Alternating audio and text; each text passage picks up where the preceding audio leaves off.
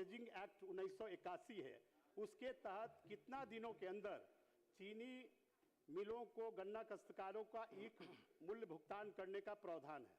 माननीय मंत्री।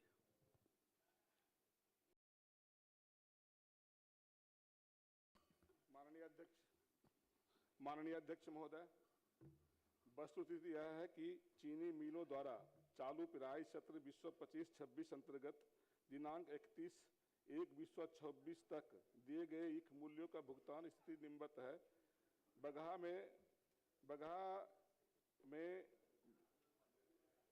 20,770.99 हम लोगों ने भुगतान किया है। बाकी 1052.73 लाख बाकी अवशेष है। 95.18% हम लोगों ने वहां पर दिया है। अब कुल मिलाकर हम लोगों ने 84% किसानों को हम लोगों ने दिया है। बाकी जो शेष बचा है बहुत जल्द हम लोग उसका भुगतान कर देंगे। माननीय सदस्य को बताना चाहते हैं। महोदय, माननीय मंत्री ने यह नहीं बताया कि Bihar sugar cane regulation of supply and purchasing act 1981 के तहत कितना दिनों के अंदर जो गन्ना काश्तकार हैं मिलों में जब अपना गन्ना देते हैं तो उनको भुगतान करने का कितने दिनों के अंदर प्रावधान है, यह मंत्री जी ने मुझे स्पष्ट रूप से नहीं बताया। लेकिन अपने जवाब में इन्होंने ईख अधिनियम का उल्लेख किया, इसलिए अध्यक्ष महोदय हमने इनसे पूछा है। माननीय मंत्री। बहुत बढ़िया। सरकार पूरी तरह से चिंतित है माननीय अध्यक्ष महोदय, और जल्द हम लोग इसका हम लोग भुगतान कर देते हैं और बहुत जल्द ही इसका हम लोग कर देंगे। और हम लोगों ने एक निर्देश भी दिया है और बिहार में हम लोगों ने 15 दिनों के अंदर भुगतान करने का निर्देश दिया है। बहुत जल्द हम लोग कर देंगे। और हम लोग भी किसान के बेटा हैं। माननीय मुख्यमंत्री नीतीश कुमार जी के द्वारा ये कार्यक्रम चलाया जा रहा है। निश्चित रूप से हम जल्द उसका भुगतान कर देंगे। श्री उपेंद्र प्रसाद, बहुत साफ हो गया, बहुत स्पष्ट हो गया ना। आप पूछ लीजिए, चलिए आप पूछ लीजिए। बहुत साफ जवाब आया है। 85% हो चुका है। उपेंद्र प्रसाद नहीं। अब तारांकित प्रश्न लिए जाएंगे। मोहम्मद सरवर आलम। अध्यक्ष महोदय, जवाब आया है, पर मैं पूछना चाहता हूं कि सरकार द्वारा जो जवाब आया है मुझे, उसमें बताया गया है कि कब्रिस्तानों की जो घेराबंदी है वो जिला स्तर से निर्धारित प्राथमिकता की सूची में जो शामिल नहीं है, और उसको जो शामिल किया जाता है उसमें जिला पदाधिकारी महोदय और पुलिस अधीक्षक द्वारा एक संयुक्त रूप से जो है संवेदनशीलता को देखते हुए उसके आधार पर प्राथमिकता दी जाती है। मैं ये जानना चाहता हूं कि लगभग पिछले 9 साल से इसकी कोई बैठक नहीं हुई है, और पिछले 9 साल से जो है अब तक जिला पदाधिकारी या पुलिस अधीक्षक द्वारा कभी भी किसी को लेकर के उसके लिए बैठक नहीं हुई है, तो उसकी संवेदनशीलता कैसे आप तय करेंगे? जबकि अभी हम अगर अपने क्षेत्र की बात करें तो किशनगंज और कोचाधामन मिला करके लगभग 30 पंचायत से मेरा क्षेत्र है 30 पंचायत का, उसमें अगर दोनों जगह देखा जाए तो थाना में कई एफआईआर हुआ है। अभी रिसेंट में मैंने देखा है कि कई एफआईआर हुआ है उसके झगड़े को लेकर के। सरकार एक तरफ कह रही है कि हम इस झगड़े को खत्म करना चाहते हैं, लेकिन सरकार इस पे ध्यान नहीं दे रही है। तो मुझे बताने का कष्ट करेंगे कि ये कब तक कर देंगे? माननीय मंत्री। माननीय अध्यक्ष महोदय, मैं जो माननीय सदस्य की चिंता है, सरकार ये निर्देशित करेगी कि जिस भी जगह पर कब्रिस्तान या मंदिर के कोई भी घेराबंदी की आवश्यकता है, इसके लिए एक मीटिंग हम लोग बुलवा कर तेजी में निर्देश करेंगे और उसकी कार्रवाई की जाएगी। श्री अमरेंद्र कुमार, बहुत स्पष्ट हो गया जवाब। आपका सवाल नहीं है, जो माननीय सदस्य का था। अच्छा, सॉरी, बोलिए। अलीगंज में केवल एक कब्रिस्तान में घेराबंदी हुआ है, इतने सारी समस्याएं हैं, केवल एक एक हो रहा है। बताइए, बोलिए। मामला ये है कि संवेदनशीलता कोई एक परमानेंट मसला नहीं है सर कि 9 साल पहले कर दिया वही संवेदनशील है। समाजी मामला आगे बढ़ते घटते रहते हैं सर, और यह है कि हर साल क्यों नहीं करते। और दूसरा मामला यह है कि जहां कोई संवेदनशील कब्रिस्तान है, अगर हम विधायक निधि से भी घेरना चाहते हैं सर, तो विधायक निधि में नहीं दिया जाता है। कम से कम माननीय मंत्री जी से, यहाँ माननीय मुख्यमंत्री जी भी है जो काफी संवेदनशील है इस मामले में, और माननीय आदेश है, हम उसके लिए साधुवाद देते हैं कि आप इजाजत दे दें कि जो संवेदनशीलता की सूची में नहीं है तो हर साल बैठक करें। और दूसरा मामला है कि संवेदनशील सूची में नहीं है, विधायक को कम से कम एमपी को इजाजत हो कि उसकी घेराबंदी हम लोग करा दें सर, ये करवा दिया जाए सर, कम से कम सर ये करवा दिया जाए। आज तक माननीय सदस्य बोल रहे हैं, ये विधायक कोटा में जो माननीय मुख्यमंत्री क्षेत्रीय विकास योजना है उसमें ये जोड़ दिया गया है, उससे भी कर सकते हैं, उसको करा दिया जाएगा। यदि नहीं जोड़ा गया जुड़ जाएगा, जुड़ जाएगा। हाँ, विकास में कहा जाता है कि नहीं वो सूची में नहीं है, संवेदन सूची में नहीं है, इसलिए घेराबंदी नहीं होगी। क्लियर हो गया, मुक्त करा दिया जाए सर, स्पष्ट हो गया, आसान है सर, करा दिया जाए। श्री अमरेंद्र कुमार, अमरेंद्र कुमार, अमरेंद्र कुमार, श्री अमरेंद्र कुमार, श्री जनक सिंह, श्री जनक सिंह, प्लीज बैठ जाइए, सब बात हो गई। अध्यक्ष महोदय, एकदम होगा, होगा, होगा। संदीप बाबू बहुत बताया, माननीय मंत्री रहेगा, बताइए जनक बाबू। सर पूछता हूं, माननीय मंत्री समान प्रशासन,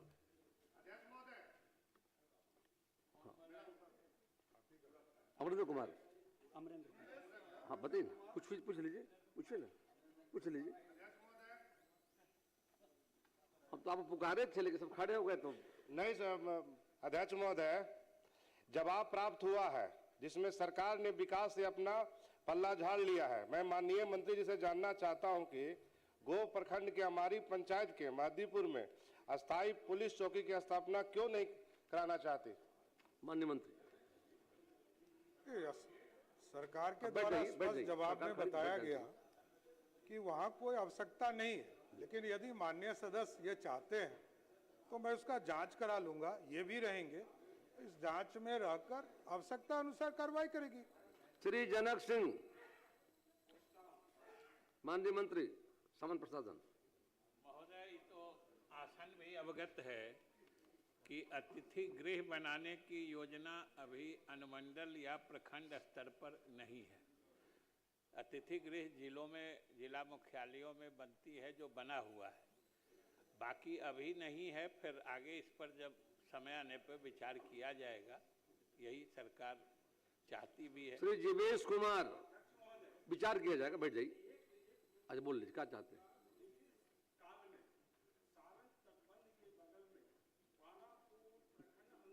पोराहा में डक बंगला का निर्माण किया गया था और हमारा 72 किलोमीटर सारण तटबंध है, जिस पर माननीय मुख्यमंत्री जी के आदेशानुसार डबल लाइन बन रहा है। तो जब ब्रिटिश काल से वहां सारण तटबंध के बगल में डकबंगला का निर्माण आज भी वहां अवशेष है, तो उसमें जब बाढ़ के समय में बड़े हमारे, चाहे वो राजनीतिक से जुड़े हुए लोग हो या हमारे प्रशासनिक पदाधिकारी, सब लोगों का प्रवास होता है और सारण तटबंध बिहार का एक प्रमुख तटबंध है। तो इसलिए मैं किसी खास विषय को वहां पर पहले से ब्रिटिश काल से बना हुआ, इसलिए मैं आपके माध्यम से माननीय मंत्री महोदय से यह जानना चाहता हूं कि क्या उसका पुनः जीर्णोद्धार कराएंगे क्या। माननीय मंत्री। माननीय सदस्य जिस डाक बंगले की बात कर रहे हैं उसके बारे में तो इन्होंने प्रश्न में कुछ कहा नहीं, लेकिन फिर भी चूंकि ये पूरक में ये बात उठा रहे हैं तो निश्चित रूप से एक अलग से माननीय सदस्य पत्र दे देंगे। पहले तो देखना पड़ेगा कि वो डाक बंगला किस विभाग के स्वामित्व में है, फिर उनसे संपर्क करके, और चूंकि जो बांध है या जो सड़कों का निर्माण हो रहा है वो जल संसाधन विभाग से संबंधित होता है, तो हमारे विभाग से भी संबंधित है, तो हम जरूर उसको देखेंगे कि वो डाक बंगला किस विभाग के द्वारा निर्मित हुआ था और अभी किसके स्वामित्व में। जीवेश कुमार, जीवेश कुमार बैठिए, हो गया आपका, बहुत क्लियर हो गया। आप पत्र दे दीजिए, सरकार कार्रवाई करेगी। मंत्री महोदय ने कहा वो को जब जल संसाधन विभाग का आज अधिग्रहण किया गया, पहले जिला परिषद का था और जिला परिषद के द्वारा वहां डक बंगला का निर्माण हुआ। आज भी जिला परिषद सरकार सारी बातों को देख लेगी, पत्र दे दीजिए आप। मैं इसलिए इस प्रश्न को देता हूं, जिला परिषद के द्वारा बनाया गया था, उस वक्त तटबंधों का रख रखाव जिला परिषद सारी बातों को लिखित में प्लीज दे दे। माननीय मंत्री ने कहा है, विश्वास कीजिए, उस पर विचार किया जाएगा। दिनेश कुमार, जिला परिषद ने बनाया था और जल संसाधन विभाग उसका स्वामित्व अधिग्रहण कर लिया है, तो जल संसाधन विभाग के स्वामित्व में होगा तो हम जरूर उसकी मरम्मती करा देंगे। जीवेश कुमार, ये बड़ा कंट्रोवर्सी वाला जवाब है। इसमें सरकार करे कि जर्जर भवन नहीं है, बहुत पुराना नहीं है, जर्जर नहीं है, तो भवन जर्जर थाने का नहीं है तो 6 लाख रुपया मरम्मती के लिए सरकार ने दिया क्यों? पहला सवाल। दूसरा है कि इसमें मैंने सवाल किया है कि कर्मी के आवासन की व्यवस्था नहीं है। सरकार जिला स्तर तक तो अपने सरकारी कर्मी के आवासन की चिंता करती है और ब्लॉक वाले को भगवान भरोसे छोड़ देती है। सर, एक भी ब्लॉक में न बीडीओ का ऑफिस आवासन की व्यवस्था है, न सीओ की आवासन की व्यवस्था है, जो थी वो जर्जर हो गई है। थानेदार की आवासन की व्यवस्था नहीं है। सरकार इसके लिए क्या कदम उठा रही है? जिसमें अभी तो मेरा सवाल थाना से संबंधित है, अगर वो ठीक तरीके से रहेंगे नहीं तो काम क्या करेंगे? और हद तो तब हो गई लापरवाही की हुजूर कि ये देखा जाए विभागीय स्वीकृत्यादेश है। विभागीय स्वीकृत्यादेश में माननीय मुख्यमंत्री जी के नेतृत्व में बेटियों की बहाली थाने में बड़े पैमाने पर हो गई और उनके लिए 12,407 दिनांक 13/10/23 के द्वारा राज्य के 246 थानों ओपी में 10 महिला सिपाही बैरक निर्माण की प्रशासनिक स्वीकृति दी गई थी, जिसमें हमारे यहाँ का सिंगवाड़ा और जाले भी सम्मिलित है। 23 हुजूर, 24 हुजूर, 25 हुजूर, 26 हुजूर, इतने दिनों में 10 महिला का सिपाही का बैरक सरकार नहीं बनवा पाई। इसके लिए दोषी कौन है? इसके लिए दोषी कौन है हुजूर? कौन अधिकारी पदाधिकारी दोषी है? क्या सरकार उस पर कार्रवाई करेगी? और जाना जाए हुजूर, मेरा इसी से संबंधित सवाल है हुजूर, और बहुत छोटा काम, मैंने शर्म आनी चाहिए इस विषय पर कि विभागीय स्वीकृत्यादेश 10,558 दिनांक 19/10/22 के द्वारा जाले एवं सिंगवाड़ा थाना भवन में आगंतुक कक्ष निर्माण की स्वीकृति मिली थी। 22 हुजूर, 23 हुजूर, 24 हुजूर, 25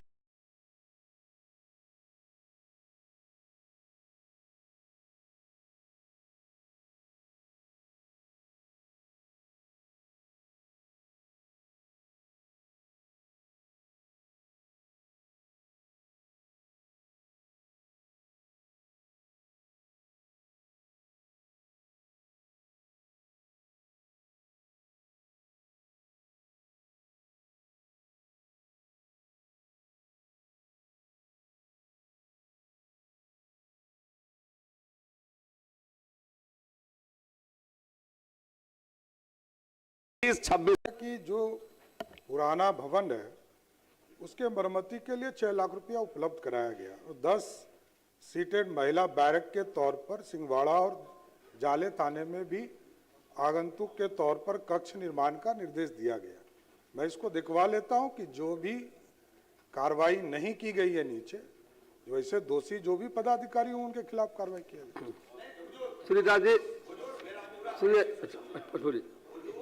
थाने का भवन जर्जर है, आप कोई कमेटी बना दीजिए। ये जिसने जवाब बनाया गलत बनाया है। थाने का भवन, दोनों ही थाने का पुराना बना हुआ भवन है, जर्जर भवन है। माननीय मंत्री जी ने कहा है, इस पर G+3 स्ट्रक्चर नया बनाया जा सकता है। और जो थाने के कर्मी हैं वो अगर ठीक से रात को सोएंगे नहीं, उनको आराम आवासन की व्यवस्था ठीक नहीं होगी तो काम क्या करेंगे? आपकी राय सरकार सहमत है और सरकार का जवाब चाहिए हुजूर कि दोनों थाना मॉडल थाना बनाएगी सरकार, भविष्य में समाधान किया जाएगा। हुजूर दोनों थाना अजय कुमार, अजय बहुत स्पष्ट, एकदम स्पष्ट आपसे अपेक्षा है हुजूर, ये सरकार कहती क्यों नहीं कि दोनों जर्जर थाने को नए थाने भवन में परिणत करेगी। इतना जरूर बनेगा। छोटा सा सवाल है मेरा। माननीय- और कर्मी के आवासन की व्यवस्था करेगी। माननीय मंत्री ने कहा है कि निश्चित कराए जाएंगे। नहीं हुजूर हुजूर आश्वासन चाहिए इस पर हमको। मैं इनके साथ जाकर जांच करा देता हूं। जांच के बाद यदि लगेगा कि उसको सुपर स्ट्रक्चर बनाना बना दिया जाएगा। अजय कुमार, श्री अजय कुमार। माननीय अध्यक्ष महोदय, जवाब हमें प्राप्त हुआ है, उसमें बताया गया है कि टेकारी अनुमंडल में अब तक फौजदारी न्यायालय का स्थापना नहीं किया गया है। तो क्या सरकार की गौरवपूर्ण उपलब्धि माना जाए अनुमंडल स्थापना के 32 वर्षों बाद भी टेकारी में फौजदारी न्यायालय स्थापित नहीं किया जा सका। जब हम किसी जिले को उप विभाग को बांटते हैं तो उसका मकसद ही होता है कि जिले के विभागों के दबाव को कम करते हुए उसका विकेंद्रीकरण हो।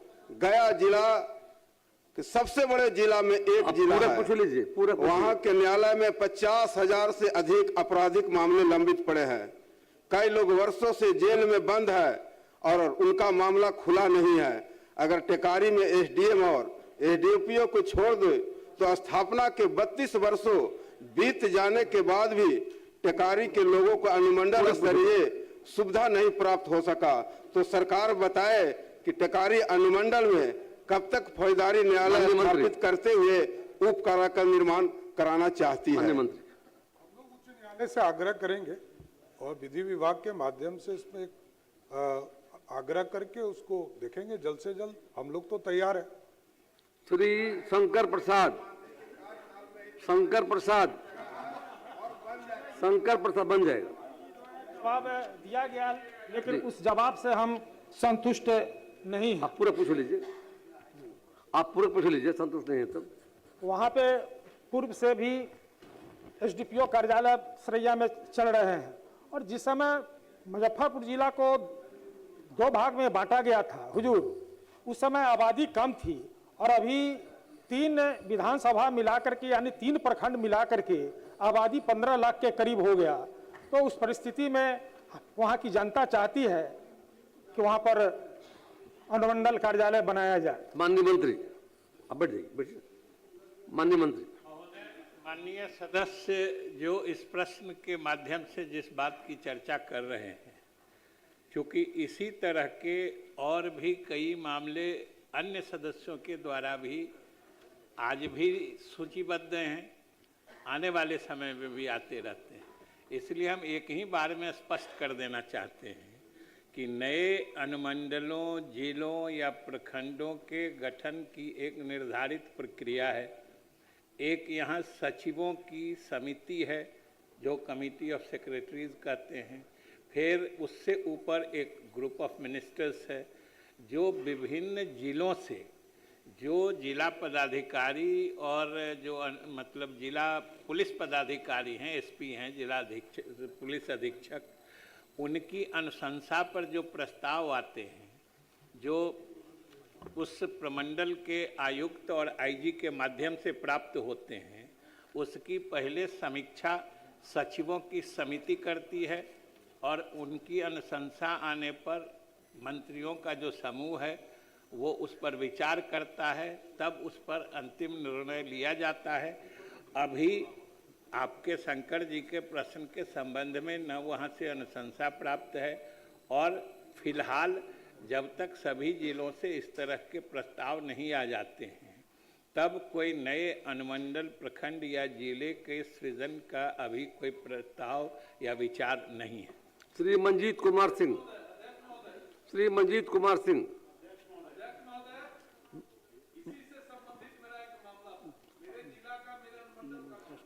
वो अलग से प्रश्न कर लीजिएगा।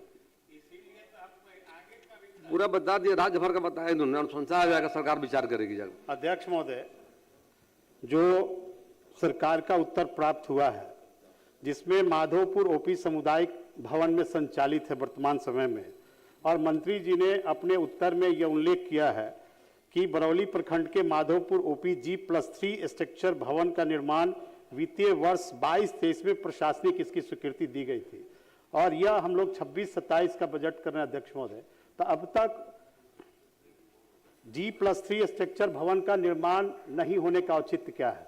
माननीय मंत्री। नहीं, हमने स्पष्ट तौर पर कहा है कि अगले वित्तीय वर्ष में इसको कंप्लीट कर लिया जाएगा, इसमें कहीं दो मत नहीं। मई माह में इसके कार्य को पूर्ण कर लिया जाएगा, काम चल रहे हैं, इसको पूर्ण कर लिया जाएगा। अध्यक्ष महोदय, एक केवल सरकार के अध्यक्ष महोदय, केवल माननीय मंत्री के संज्ञान चल रहा है, नहीं चल रहा है अध्यक्ष महोदय, माननीय मंत्री के संज्ञान में हम लाना चाहते हैं, जो अंचलाधिकारी ने थाना के लिए माधोपुर में जो जमीन दिया है अध्यक्ष महोदय, वह गरीबों, दलित, पिछड़े वर्गों के लिए बंदोबस्त जमीन है और उस पर प्रधानमंत्री आवास, मुख्यमंत्री आवास बनाए गए हैं। उसी जमीन को थाना के लिए प्रस्तावित किया गया अध्यक्ष महोदय, इसलिए इतना दिन से निविदा होने के पश्चात भी भवन, थाना का भवन निर्माण नहीं हो रहा। तो मंत्री जी क्या उस जमीन का पुनः जांच कराने का विचार रखते हैं? यदि वहां जमीन नहीं हो तो उसके सीमावर्ती इलाके में बहुत सारे जमीन है, वहां उसका भवन निर्माण मतलब दिखा लेंगे। श्री मोहम्मद मुर्शीद आलम। अध्यक्ष महोदय, जवाब आया है कि जो कि हाट को अनुमंडल बनाने हेतु उक्त विहित रीति से जिला पदाधिकारी एवं प्रमंडलीय आयुक्त से प्रस्ताव प्राप्त नहीं है। माननीय मंत्री महोदय जी से मेरा आग्रह है कि जो कि हाट को अनुमंडल बनाने हेतु प्रस्ताव में शामिल किया जाए, साथ ही जिला पदाधिकारी को निर्देशित कर जो कि हाट को अनुमंडल बनाने हेतु विहित रीति से प्रस्ताव की मांग की जाए। माननीय प्रभारी मंत्री ने काफी विस्तार से सदन को जानकारी दी है। निश्चित तौर पर भविष्य में यदि प्रस्ताव आएगा सरकार विचार करेगी। डॉक्टर प्रकाश चंद्र बैठिए, अनुमति नहीं आपको नहीं है, बैठिए। डॉक्टर प्रकाश चंद्र, श्री राम सिंह बैठ जाइए, बिना अनुमति। इतना प्रभारी मंत्री जी ने काफी विस्तार से बातों को रखा है, बैठ जाइए। डॉक्टर प्रकाश चंद्र बैठिए, अब बैठ जाइए। अध्यक्ष महोदय, जनाब अलग क्वेश्चन कर लीजिएगा बाद में आप। अध्यक्ष महोदय, शांति। अध्यक्ष महोदय, कब्रिस्तान के घेराबंदी के संबंध में जवाब आया है। शांति। क्या जिस कब्रिस्तान के रूप में उपयोग जो जमीन हो रहा है, बैठे न बोले प्लीज, कब्रिस्तान के घेराबंदी हेतु जिले की प्राथमिकता सूची में शामिल नहीं है, तो क्या माननीय मंत्री महोदय इस संदर्भ में प्रशासन को आदेश देना चाहेंगे कि इसे जांचोपरांत प्राथमिकता सूची में शामिल किया जाए? और हमारे जिले में कब्रिस्तान की घेराबंदी को लेकर के प्रशासन के द्वारा विगत कई वर्षों से मीटिंग नहीं की गई है, तो इसके लिए भी आवश्यक निर्देश दिया जाना चाहिए। कई कब्रिस्तान ऐसे हैं जहाँ पे दो समुदायों के बीच झगड़ा भी है, वैसे जगहों को चिन्हित करके इसे घेराबंदी के लिए क्या सरकार इच्छा रखती है? माननीय मंत्री। अध्यक्ष महोदय, मैंने पहले ही जवाब में कहा है कि जो संवेदनशील जहाँ भी कब्रिस्तान है या मंदिर है या शमशान है, इसको भी हम लोग प्राथमिकता में लेंगे और आगे के दिनों में एक मीटिंग कराकर सभी जगह, सब लोगों का मांग था, सब जगह जांच कराकर इसका लिस्ट बनाएंगे। श्री राम सिंह नहीं जा रहा। श्री राम सिंह। एक के मेगा टेक्सटाइल जमीन के लिए वहां भेजा गया था 1719 एकड़ का जो प्रस्ताव भेजा गया था, वह निःशुल्क हस्तांतरण करने के लिए उद्योग विभाग को, लेकिन विभाग के द्वारा भेजा गया कि वह नेचर जो है गंडक नदी का, नारायणी का और सोता का है, जबकि वहाँ गंडक नदी ही है और बांध बन जाने से, रतौल पुल बन जाने से, बांध बन जाने से वहाँ कोई नदी का नेचर है ही नहीं, सब समाप्त हो चुका है, उस पर खेती होता है।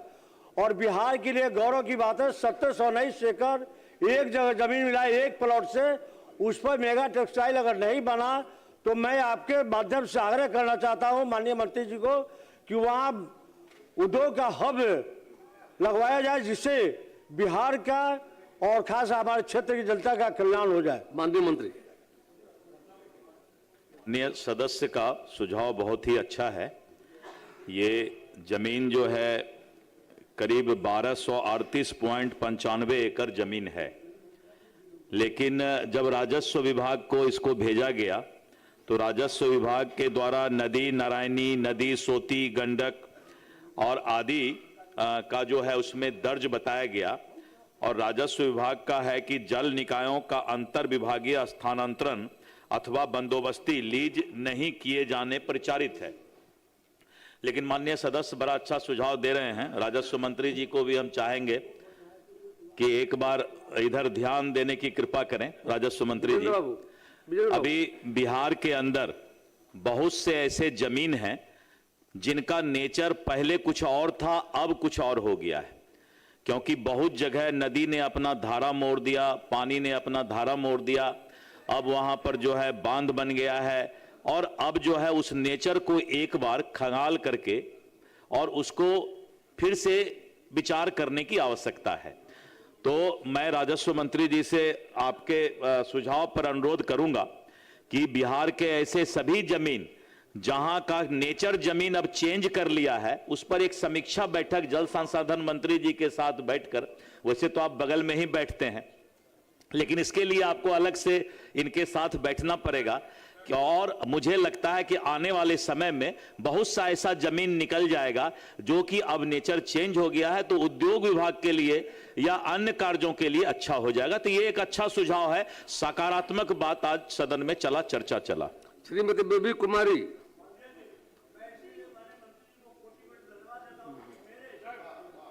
उन्होंने दिया और माननीय मंत्री दोनों मंत्री से आग्रह किया। धन्यवाद।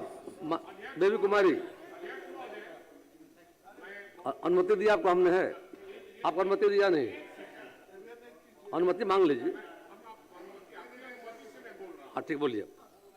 सर, कई बार सदन का सदस्य में रहा और अभी हूं, लेकिन ऐसा कभी नहीं देखा कि माननीय मंत्री जी से आग्रह, विधायक जी तो आग्रह करेंगे मंत्री जी से, अब मंत्री जी आग्रह कर रहे हैं मंत्री जी से, अरे कहते कि हम दिखवा लेंगे, इनसे बात कर लेंगे, ये होना चाहिए ना। श्रीमती बेबी आग्रह कर रहे हैं, ये सदन की गरिमा के अनुरूप नहीं है। श्रीमती बेबी कुमारी, माननीय मंत्री बेबी कुमारी, गृह मंत्री जी, माननीय गृह मंत्री जी, माननीय शांति शांति शांति शांति, माननीय मंत्री, माननीय अध्यक्ष महोदय, शांति दिलीप बाबू। आदरणीय अध्यक्ष जी, वस्तु स्थिति यह है कि मुजफ्फरपुर जिला अंतर्गत अहियारपुर थाना के भवन का भौतिक निरीक्षण का थाना भवन के मरम्मती हेतु 14,50,000 रुपया मात्र का प्राक्कलन बिहार पुलिस मुख्यालय को समर्पित किया गया। उक्त प्राक्कलन के आधार पर अग्रतर कार्रवाई प्रक्रियाधीन है। नीतीश मिश्रा, धन्यवाद दे दीजिए, इतना बढ़िया हो गया कि इतना राशि दी जा रही है। माननीय अध्यक्ष महोदय, आपके माध्यम से मंत्री जी से आग्रह करती हूँ कि वहाँ का जो जितना बताए हैं वो कम पड़ेगा, क्योंकि बहुत स्थिति वहाँ का बहुत खराब है। वहाँ का जो थाना लग ही नहीं रहा है कि वहाँ पर थाना है, जो पूरा कचरा से भरा रहता है बाहर। सरकार दिखवा लेगी। तो मैं आपके माध्यम से मंत्री जी से आग्रह करती हूँ कि करवाने का कष्ट करेंगे। दिखवा लेगी। नीतीश मिश्रा, मंत्री जी का मैं धन्यवाद देना चाहूँगा। माननीय मंत्री नीतीश मिश्रा जी का ठीक, धन्यवाद। राजेश कुमार बबलू गुप्ता जी। उत्तर प्राप्त है महोदय, लेकिन इससे मैं असंतुष्ट हूँ, क्योंकि प्रश्न पूछने के बाद भी हमारे यहाँ का पंचायत है मंगलपुर पटनी, ये लिखा जा रहा है कि अभी वांछित कागजात प्रखंड से उपलब्ध होने के बाद इस पर आगे की ओर कार्रवाई की जाएगी। महोदय, स्थिति ये है कि प्रश्न पूछा गया फिर भी जिला से वांछित कागजात नहीं आए और इस कारण से राशि रहने के बाद भी वहाँ उप स्वास्थ्य केंद्र लंबित है। तो कृपया ये मंत्री बताना चाहेंगे कि कब तक वांछित कागजात प्राप्त करके इसका कार्य प्रारंभ किया जा सकेगा। माननीय मंत्री।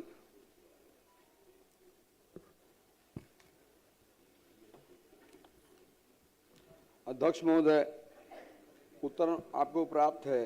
मैं बताना चाहता हूं कि प्रधानमंत्री जन विकास कार्यक्रम योजना अंतर्गत प्रखंड स्तरीय एवं जिला स्तरीय 15 सूत्रीय कार्यक्रम कार्यान्वयन समिति से पारित प्रस्ताव को राज्य स्तरीय 15 सूत्रीय कार्यक्रम कार्यान्वयन समिति से पारित कराकर प्रस्ताव को अल्पसंख्यक मंत्रालय भारत सरकार नई दिल्ली को योजना की स्वीकृति हेतु भेजा जाता है। मंत्रालय द्वारा योजना की स्वीकृति प्रदान किए जाने के उपरांत राशि की नियुक्ति की जाती है। इसके उपरांत योजनाओं का निर्माण कार्य शुरू किए जाने का प्रावधान है। जिला से मांगा गया है और उसको फिर हम बात करके हम दिखवा लेते हैं उसको। अब तक जिला से आप प्राप्त करके उसको प्रारंभ करेंगे? राशि उपलब्ध होने के बाद काम नहीं हो रही है। अध्यक्ष महोदय, मैं आज बात कर लूंगा, बात हुई भी थी, बात कर दिखवा कर मैं करवा लूंगा। टाइमलाइन कोई फिक्स कर देते तो अच्छा रहता। बोले जल्दी करवा दे, कहा तो उन्होंने। मैं आज ही बात भी कर लूंगा। मैं माननीय सदस्य करना चाहता हूँ, समय हो तो 2 बजे 1 बजे मुझे समय देंगे, सामने बात करके मैं दिखवा लेता हूँ। ठीक, धन्यवाद। सुश्री मैथिली ठाकुर, श्री मिथिलेश तिवारी 1 बजे आ जाएंगे। अध्यक्ष महोदय, माननीय मंत्री जी का जवाब मुझे डिजिटल माध्यम से प्राप्त हुआ है, लेकिन मैं आपके माध्यम से माननीय मंत्री जी से जानना चाहूँगा, ये मैटर बहुत ही गंभीर विषय है, क्योंकि लोग धार्मिक यात्रा पे आते हैं और आकर के और भारत की नागरिकता ले लेते हैं। तो माननीय मंत्री जी ने जो जवाब दिया है उसमें इन्होंने ये स्वीकार किया है कि 1990 से 2015 के बीच 173 विदेशी नागरिक गोपालगंज आए थे। वो धार्मिक यात्रा पर आए थे। हमारे यहाँ थावे मंदिर के अलावा कोई धार्मिक स्थान है नहीं। बहुत ऐसे लोग दिख रहे हैं आजकल, जो अगल बगल के लोगों से पूछा जाता है तो लोग कहते हैं कि ये कब आए, या कि इन्होंने बहुत आलीशान घर बना लिया, जमीन खरीद लिया, वोटर लिस्ट में नाम दर्ज करा लिया, SIR में भी नहीं पकड़े गए। तो माननीय अध्यक्ष महोदय, मैं माननीय मंत्री जी से जानना ये चाहूँगा कि क्या विभाग के पास इसका डॉक्यूमेंट है क्या, कि किस देश से कौन आया, और आया तो उसकी फोटोग्राफी हुई कि नहीं। जब वो गए तो पुलिस थाना में तो उनकी सूचना दर्ज हुई, लेकिन क्या इमिग्रेशन ऑफिस से उसका सत्यापन कराया कि नहीं।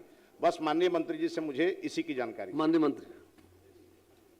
अध्यक्ष महोदय, 173 लोग आए, ये बात सही है कि बाहर से लोग आए, उसमें से लगभग 168 लोग पाकिस्तान से आए, 1-2 आदमी ब्रिटिश से आए हैं, उज्बेकिस्तान से आए हैं, इनको भी। लेकिन जो माननीय सदस्य की चिंता है कि उसके आड़ में कोई आपराधिक घटना तो नहीं हुई, या कोई आज यदि एक तरह से वहाँ पर समृद्ध हुआ है तो उसके माध्यम से तो नहीं हुआ। तो मैं जरूर इसकी चिंता करता हूँ। सरकार इस पर एक बार दिखवा लेगी, जांच भी करा लेगी, क्या इससे कोई दूसरा कार्य तो नहीं हो रहा है। टूरिस्ट वीजा पर आ रहे हैं तो क्या कोई दूसरा कार्य तो नहीं हो रहा है, इसका जांच जरूर करा लूँगा। श्री अख्तरुल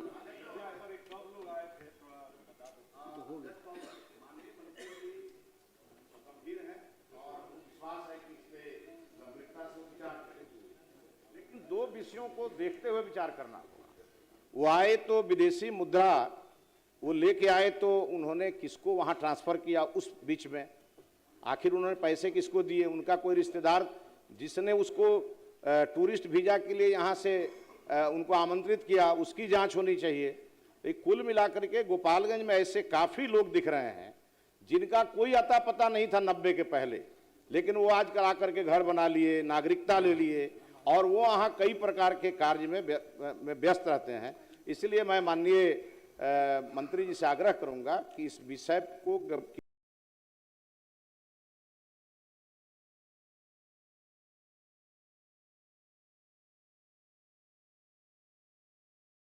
गंभीरता को देखते हुए और बिहार और देश की सुरक्षा को ध्यान में रखते हुए इस मामले को थोड़ा और गंभीरता से दिखाएं।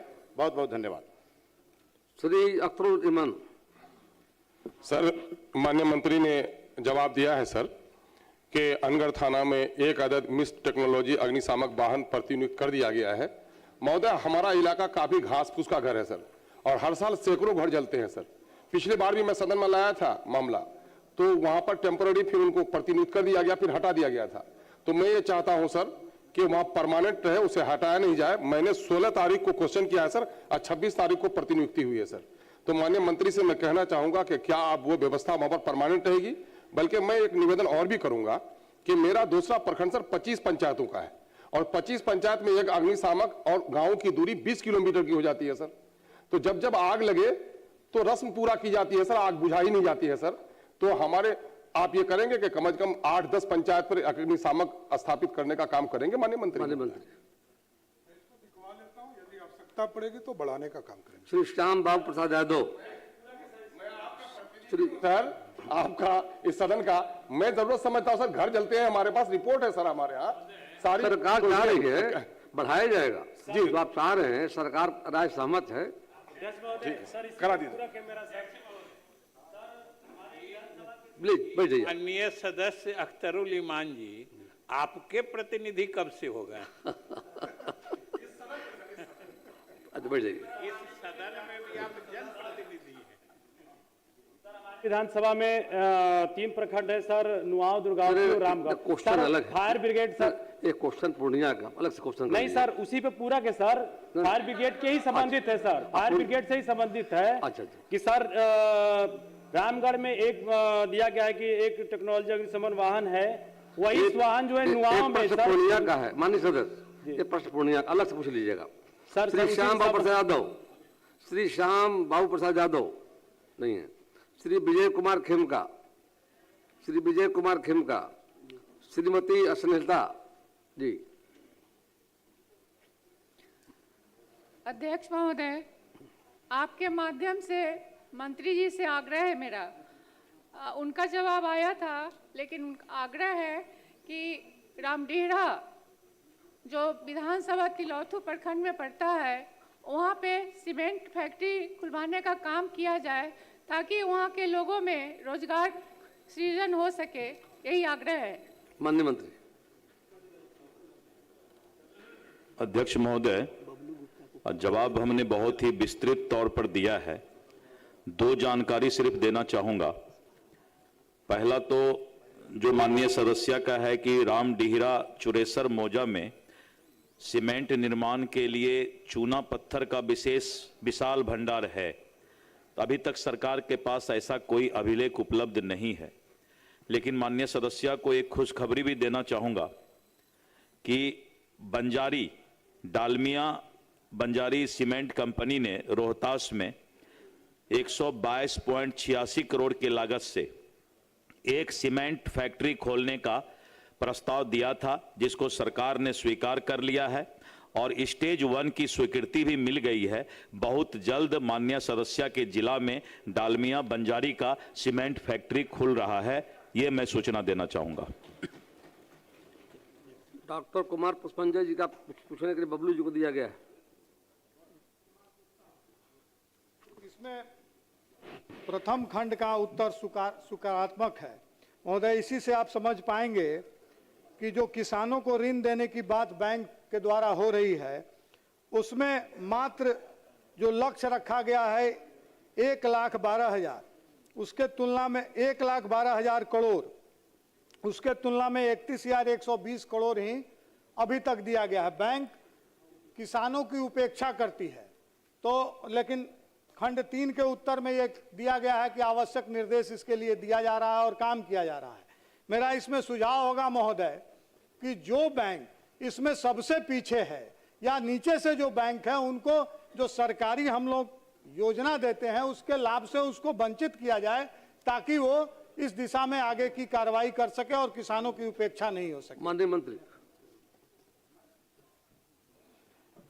महोदय, डेवलपमेंट कमिश्नर की अध्यक्षता में एक कमेटी बनाई है, पिछले दिनों जो बैठक हुई थी, समीक्षा करके अग्रतर कार्रवाई की जाएगी। श्री कृष्ण कुमार ऋषि।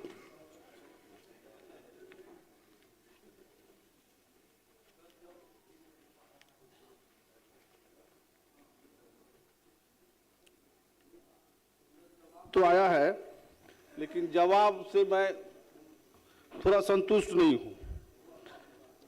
जवाब में आया है कि थाना का आवश्यकता नहीं है सर। 24 में सर घटना हुई थी, तो वहां के जिला पदाधिकारी ने पत्रांक 20/57 दिनांक 24/12/24 को जब मर्डर हुआ था, तो वहां जिला पदाधिकारी ने जमीन की मांग की थी थाना खोलने के लिए। अंचल से यहाँ से जमीन का कागज पत्र मिल करके जमीन भी उपलब्ध हो गया, जिला को समर्पित हो गया कि हाँ थाना खुलेगा। सरकार का जवाब आया है कि यहाँ थाना खोलने की आवश्यकता नहीं है। सीमावर्ती इलाका है सर, 2 जिला को जोड़ता है, बॉर्डर है, क्रिमिनल यहाँ क्राइम करके उस जिला में घुस जाता है। अब पूरा पूछ लीजिए। तो मेरा आग्रह होगा सर सरकार से कि आप जमीन उपलब्ध है, वहां के प्रशासन तैयार है कि हमको जमीन मिलेगा तो खोल देंगे। सरकार के जवाब है कि आवश्यकता नहीं है। मैं सरकार से जानना चाहता हूं क्यों नहीं आवश्यकता है। माननीय मंत्री। अध्यक्ष महोदय, जवाब में स्पष्ट बताया गया कि पिछले 5 वर्षों में जो आपराधिक घटनाएं हैं उससे यह प्रतीक होता है कि वहां जरूरत नहीं है। लेकिन माननीय सदस्य की चिंता है, एक तरफ 10 किलोमीटर पे थाना, एक तरफ 12 किलोमीटर पे थाना है। यदि माननीय सदस्य की इतनी चिंता है तो मैं जरूर जिला प्रशासन से इनके साथ जाकर पूरी समीक्षा करके एक रिपोर्ट मांगता हूं। श्री आलोक कुमार सिंह। अध्यक्ष महोदय, माननीय मुख्यमंत्री जी के उपयुक्त घोषणा के अनुपालन में विभागीय पत्रांक 7954 के और 2026 प्रावधानों के तहत त्रिस्तरीय पंचायत के प्रतिनिधि को आर्म्स लाइसेंस देने की सरकार की द्वारा घोषणा की गई थी। इसके बावजूद भी त्रिस्तरीय पंचायत के सम्मानित प्रतिनिधि रोहतास जिला में या पूरे बिहार में आर्म्स का आवेदन करते हैं और उनको हमेशा पंचायत में कभी रात में भी जाना पड़ता है। तो माननीय गृह मंत्री जी से ये पूछना चाहूँगा कि लाइसेंस जो आवेदन माननीय त्रिस्तरीय पंचायत प्रतिनिधि करते हैं तो उसका डिस्पोजल कर दें जिलाधिकारी। साल 2 साल से माननीय मुख्यमंत्री जी के आदेश के बाद हर जिला में लाइसेंस अभी भी पेंडिंग होती है और क्षेत्र में हमेशा माननीय मुखिया जी हम लोग से प्रश्न करते हैं कि माननीय मुख्यमंत्री जी के द्वारा जब घोषणा की गई कि त्रिस्तरीय पंचायत प्रतिनिधि को शस्त्र अनुज्ञप्ति का लाइसेंस दिया जाएगा, फिर भी जिलाधिकारी के टेबल पे हमेशा सैकड़ों ऐसे लाइसेंस आवेदन हुए हैं जो 1 साल से ऊपर पेंडिंग है। माननीय मंत्री। माननीय मंत्री। माननीय सदस्य की चिंता वाजिब है। मैं जरूर एक निर्देशित करता हूं कि 60 दिनों का समय होता है और गृह विभाग इस पर एक पत्राचार करके सभी जिलाधिकारी को 60 दिनों के अंदर इसको निष्पादित करने का काम करें। रोहित पांडे।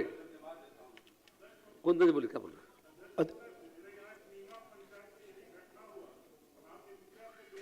जी, और वो आवेदन देते रहे, लाइसेंस मिला नहीं और हम लोग भी उसका रिकमेंडेशन करते रहे, मिला नहीं और अंत में उनकी हत्या हो गई और एकदम युवा थे सर वहां के मुखिया। मेरा निवेदन है मंत्री जी से कि ऐसा डायरेक्शन दिया जाए कि अगर कोई विधायक रिकमेंड कर रहा है तो कम से कम उसको तो प्रायोरिटी पर दे दिया जाए लाइसेंस।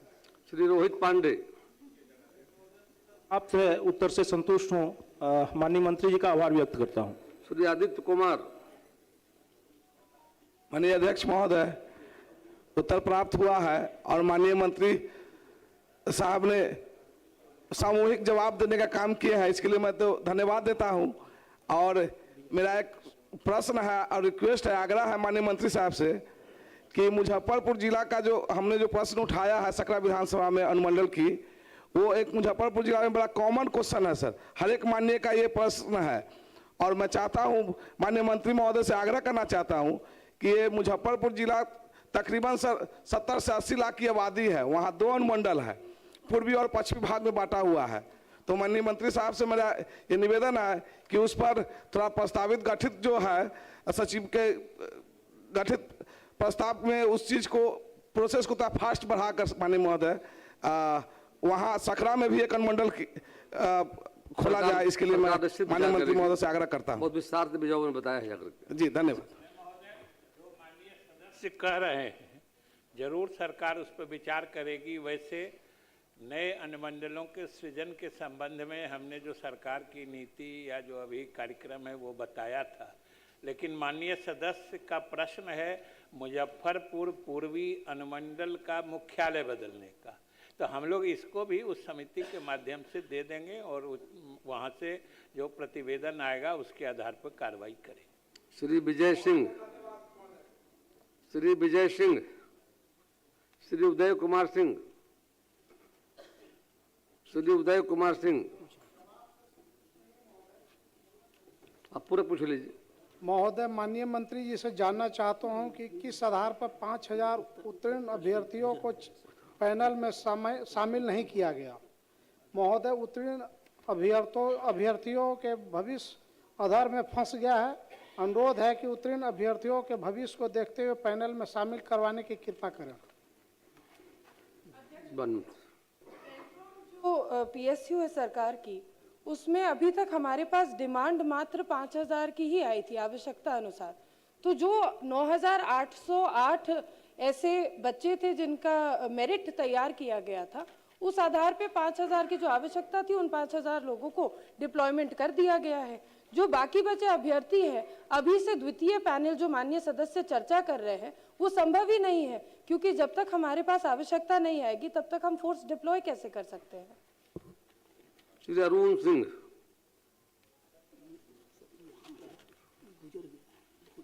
महोदय, जवाब तो विभाग की तरफ से आया है।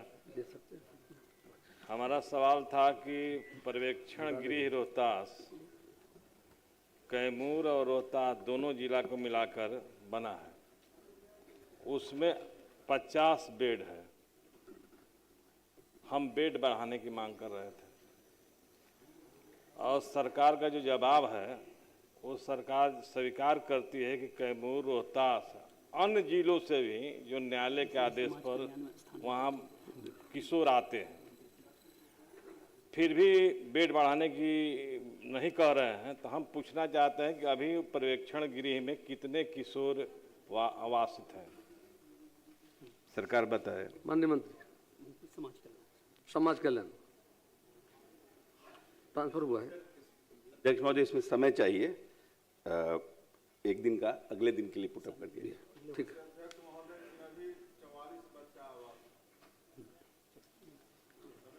उस समय सर दो मंत्री दो तरह के जवाब दे रहे हैं, समय मांग रहे हैं, ये 44 बच्चे कह रहे हैं। अध्यक्ष महोदय, चूंकि अगले दिन के लिए ट्रांसफर हो चुका है, लेकिन ये पर्यवेक्षण गृह समाज कल्याण विभाग से संचालित होता है, इसलिए मेरे जानकारी में है कि अभी 44 बच्चा वहाँ आवासित है। सुश्री मैथिली ठाकुर जो कहना चाहेंगे, ये आपका पूछ लिया, आपका प्रश्न आगे बढ़ गया है, इसका उत्तर भी ऑनलाइन है, अलग से पत्र से पूछ लीजिएगा माननीय मंत्री से जाकर। श्री विष्णुदेव पासवान। माननीय अध्यक्ष महोदय, उत्तर प्राप्त हुआ है, मगर मैं एक बिंदु बोलना चाहता हूं कि जो पुराना थाना परिसर है, थाना का भवन बहुत जर्जर स्थिति में है। अगर वह गिरता है तो नए भवन को भी क्षतिग्रस्त होगा। इस वजह मैं चाहता हूं कि उसको शीघ्र हटाने की कृपा की जाए। माननीय मंत्री, हो जाएगा। धन्यवाद। श्री रणविजय साहू। पूछता हूँ महोदय, उत्तर प्राप्त हुआ है। मैंने 2 कब्रिस्तान के बारे में माननीय मंत्री जी से जानना चाहा था। माननीय मंत्री जी ने स्वीकार भी किया है कि ताजपुर के जो मनपुरा का कब्रिस्तान है, वहाँ की चारदीवारी जो है मिट्टी भरने के कारण उसकी ऊंचाई कम गई है। तो हम जानना चाहते हैं माननीय मंत्री जी से, जब ऊंचाई कम गई है तो उसकी ऊंचाई बढ़ाने के लिए फिर से इसका बनवाना चाहते हैं, फिर से इसका बाउंड्री, चूँकि ऊंचाई इतनी कम गई है कि कोई भी जो पशु है, गाय है, भैंस है, कुत्ता है, सब लोग अंदर प्रवेश कर जाता है। क्या मंत्री जी, पहला मेरा पूरक महोदय ये है। माननीय मंत्री। अध्यक्ष महोदय, मैंने इसी के लिए कहा कि अभी जो है, जो संवेदनशील जो कब्रिस्तान की घेराबंदी का प्रस्ताव जब जिला प्रशासन इस पर समीक्षा करेगा, उसमें आ जाएगा, तुम लोग कर देंगे। महोदय, पिछले 5 वर्षों में मैं सदन का सदस्य रहा हूँ, 5 वर्षों में कभी भी जिला में इस तरह की मीटिंग नहीं हुई, मीटिंग में कभी हम लोग को बुलाया नहीं गया। और यह जो क्षेत्र है, सेंसिटिव क्षेत्र है, हम उस इलाके से प्रतिनिधित्व करते हैं महोदय। तो माननीय मंत्री जी से अनुरोध होगा कि इसको दिखवाने का काम करेंगे, करवाने का काम। दूसरा है महोदय, इसी में रहमाबाद का जो ठगवा चौक का कब्रिस्तान है महोदय, उसके ठीक सटा हुआ 6 लेन रोड का निर्माण हो रहा है, और वो तो पूरी तरह से उसका जो घेराबंदी था वो खत्म हो चुका है। लोग मैयत में जाते हैं तो रोड पर खड़े हैं, अब बड़ी बड़ी गाड़ियां चल रही है, कभी भी हाईवा गाड़ी आ रही है, जा रही है, तो कभी भी दुर्घटना के शिकार हमारे लोग हो सकते हैं महोदय।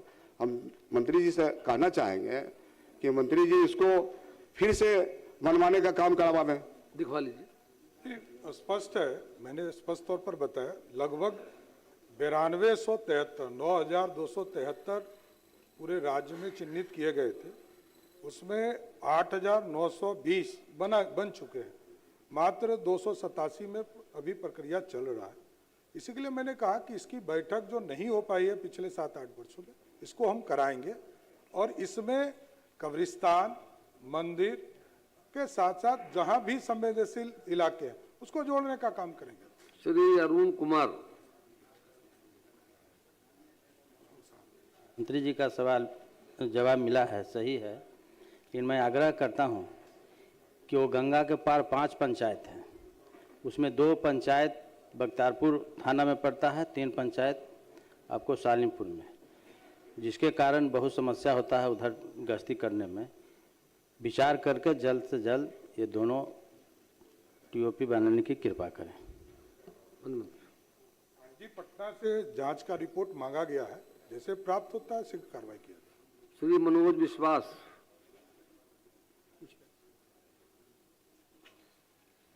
सर जवाब आया है सर, जो ये फॉर्मेशन के महत्वपूर्ण जगह पे ये कब्रिस्तान बना हुआ है शहर के बीच में, तो इसमें या विभाग से जैसे अभी क्वेश्चन हम देख रहे थे सर, इसको जल्द से जल्द करवाने की कृपा की जाए।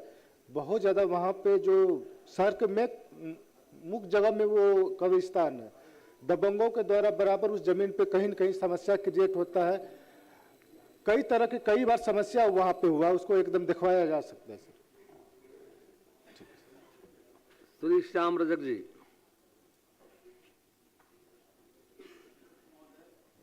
जवाब आई है, मैं माननीय मंत्री जी को धन्यवाद देना चाहता हूं, लेकिन इसके साथ साथ एक आग्रह भी है कि इन्होंने कहा कि जमीन भूमि हस्तांतरण करने की कार्रवाई प्रक्रियाधीन है। हम ये आग्रह करना चाहेंगे कि इस काम को जल्द से जल्द करा दें ताकि थाना वहां पर बन जाए। बढ़िया माननीय मंत्री। अगले वित्तीय वर्ष में हमारा प्रयास होगा कि जमीन को तुरंत करके वहाँ स्वीकृत जगह पर भवन का काम शुरू हो। श्री रजनीश कुमार।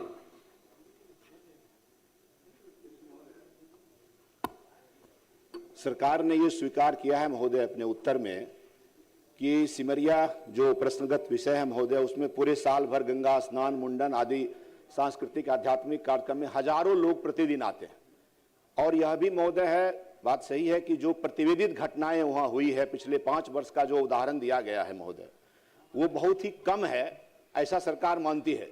लेकिन मैं सभापति महोदय, अध्यक्ष महोदय, मैं बताना चाहता हूं कि वहां प्रतिदिन और इतनी घटनाएं हो रही हैं कि उस घटनाओं का प्रतिवेदन नहीं हो रहा है। क्योंकि जो लोग पूरे दरभंगा, मधुबनी, पूरे मिथिलांचल से जो वहां लोग आते हैं मुंडन में और आध्यात्मिक वहां अनुष्ठान करने के लिए, वो अगर उनके साथ कुछ घटनाएं होती है, कोई छिनतई की और बाकी, तो वो जा नहीं पाते हैं थाना, वो बेचारे वहां से मायूस होकर के चले जाते हैं।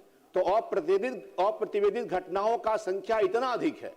और वहां अभी माननीय मुख्यमंत्री जी ने, सरकार ने बहुत बड़ा इंफ्रास्ट्रक्चर का डेवलपमेंट किया है, उसकी सुरक्षा के लिए भी जरूरी है।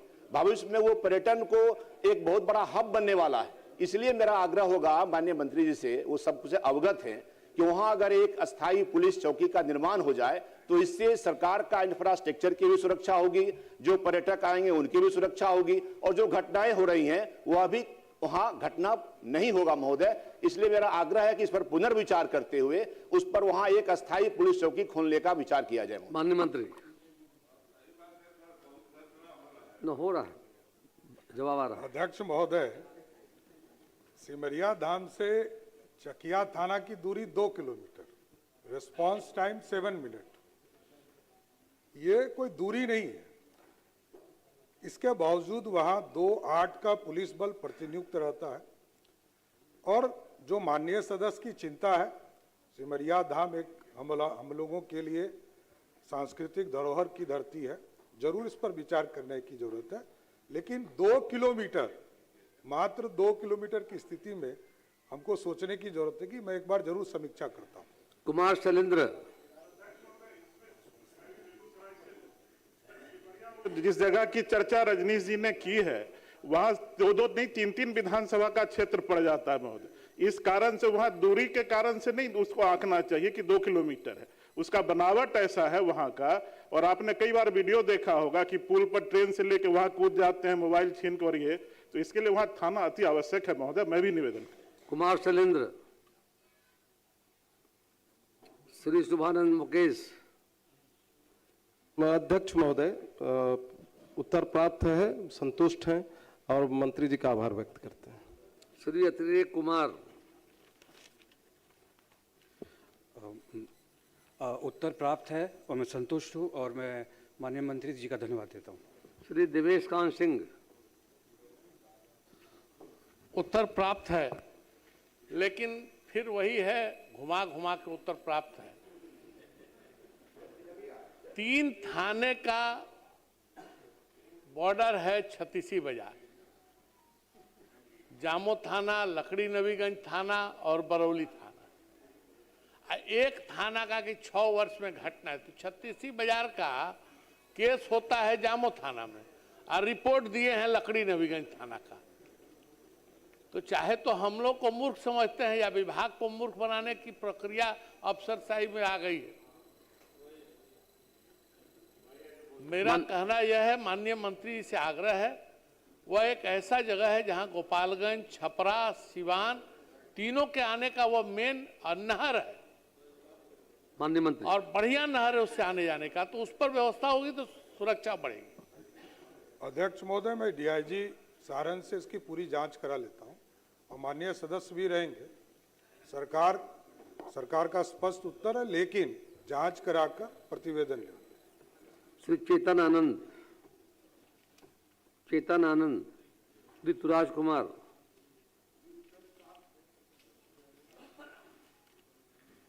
मैं माननीय मंत्री जी से बस यही निवेदन करना चाहूँगा कि एक बार जिला पदाधिकारी और प्रमंडलीय आयुक्त को इसके ऊपर एक बार फिर से विचार करके अनुमंडल बनाने के लिए अगर आप अपने तरफ से उनको कह दें कि एक बार इसका जांच करवा लें।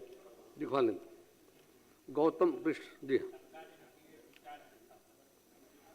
गौतम कृष्ण जी, धन्यवाद अध्यक्ष महोदय। आज पहली बार बोलने का मौका मिला है प्रश्न पूछने का, तो मैं सभी बड़े बुजुर्गों को चरण स्पर्श करता हूं और धन्यवाद करता हूं सर। और मेरा प्रश्न है माननीय मंत्री जी से कि महिषी विधानसभा अंतर्गत महिषी प्रखंड के तेलवा पूर्वी पंचायत है साहब, वहाँ एक लीजा कब्रिस्तान का घेराबंदी का सवाल मेरे द्वारा माननीय मंत्री जी से पूछा गया था, जिसका जवाब मिला है, लेकिन जवाब से मैं असंतुष्ट हूँ, क्योंकि वहाँ आंशिक रूप से पंचायत मद से किया गया था काम, लेकिन वहाँ पूर्ण होने का दावा इसमें उत्तर में आया है। तो मैं पूछना चाहता हूँ कि ऐसे पदाधिकारी जो विभाग को और सदन को भी गुमराह करते हैं, उस पर भी कार्रवाई होनी चाहिए। माननीय मंत्री। अध्यक्ष महोदय, इसमें स्पष्ट बताया गया कि 2010 से 11 में इसको पूर्ण किया गया था। आज के स्थिति में मरम्मती की जरूरत जैसा माननीय सदस्य ने चिंता जाहिर किया, इसी के लिए मैंने कहा कि इसकी बैठक बुलाई जाएगी जिला स्तर पर, इसको समीक्षा किया जाएगा। संवेदनशील जो कब्रिस्तान, मंदिर, शमशान, ये सबको इसमें हम लोग जोड़ने का काम करेंगे। मोहम्मद तौसीफ आलम। माननीय मंत्री, उत्तर मिला है ना? उत्तर मिला है, उत्तर से मैं संतुष्ट नहीं हूँ। पूरा पूछ लीजिए। ये जो लिखा है आंशिक रूप से स्वीकार, किशनगंज जिला अंतर्गत दिघल बैंक के धानगरा पंचायत हाट के निकट स्थित कब्रिस्तान का जो मामला है, वहाँ आए दिन जो पशु, चाहे वो मवेशी हो चाहे वो सुअर पालन करने वाला आदमी, वहाँ आकर के बड़ी हुर्मती करता है महोदय। और यहाँ जवाब में लिखा है कि मैं कोई जिला पदाधिकारी महोदय का लिस्ट में शामिल ही नहीं है। तो जब जिला पदाधिकारी महोदय ही सारा चीज करेगा तो हम लोग जीत के आने के यहाँ सवाल करने का उचित क्या है? सवाल हम यहाँ सवाल करेंगे और वहां से जवाब आएगा कि जिला पदाधिकारी महोदय का लिस्ट में शामिल नहीं है, तो काम कैसे होगा? मैं सरकार से जानना चाहता हूँ। माननीय मंत्री। कि इसकी सूची फिर से तैयार की जाएगी और उसमें माननीय सदस्य के भी राय लिए जाएंगे, और सूची में शामिल होगा तो ये अपने कोटे से भी कर सकते हैं, सरकार भी कर देगी। बहुत स्पष्ट हो गया। श्री सतीश कुमार सिंह यादव समय निर्धारित किया क्लियर कर दिया है जी। सरकार जल्दी करवा लेगी, नई लिस्ट बनाई जा रही है। समय हो जाता ना तो अच्छा रहता। वहां तो जल्द करवा लेंगे। ठीक। सतीश कुमार सिंह यादव। अभी जवाब मिला है हमको टैब पे।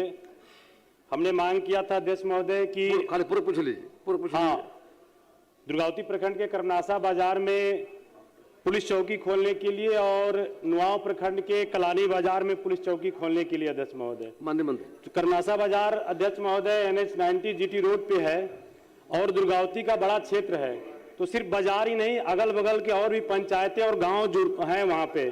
उसी तरह कलानी जो है रामगढ़ से दूर है, तो हम चाहेंगे कि दोनों जगह पुलिस चौकी खोला जाए।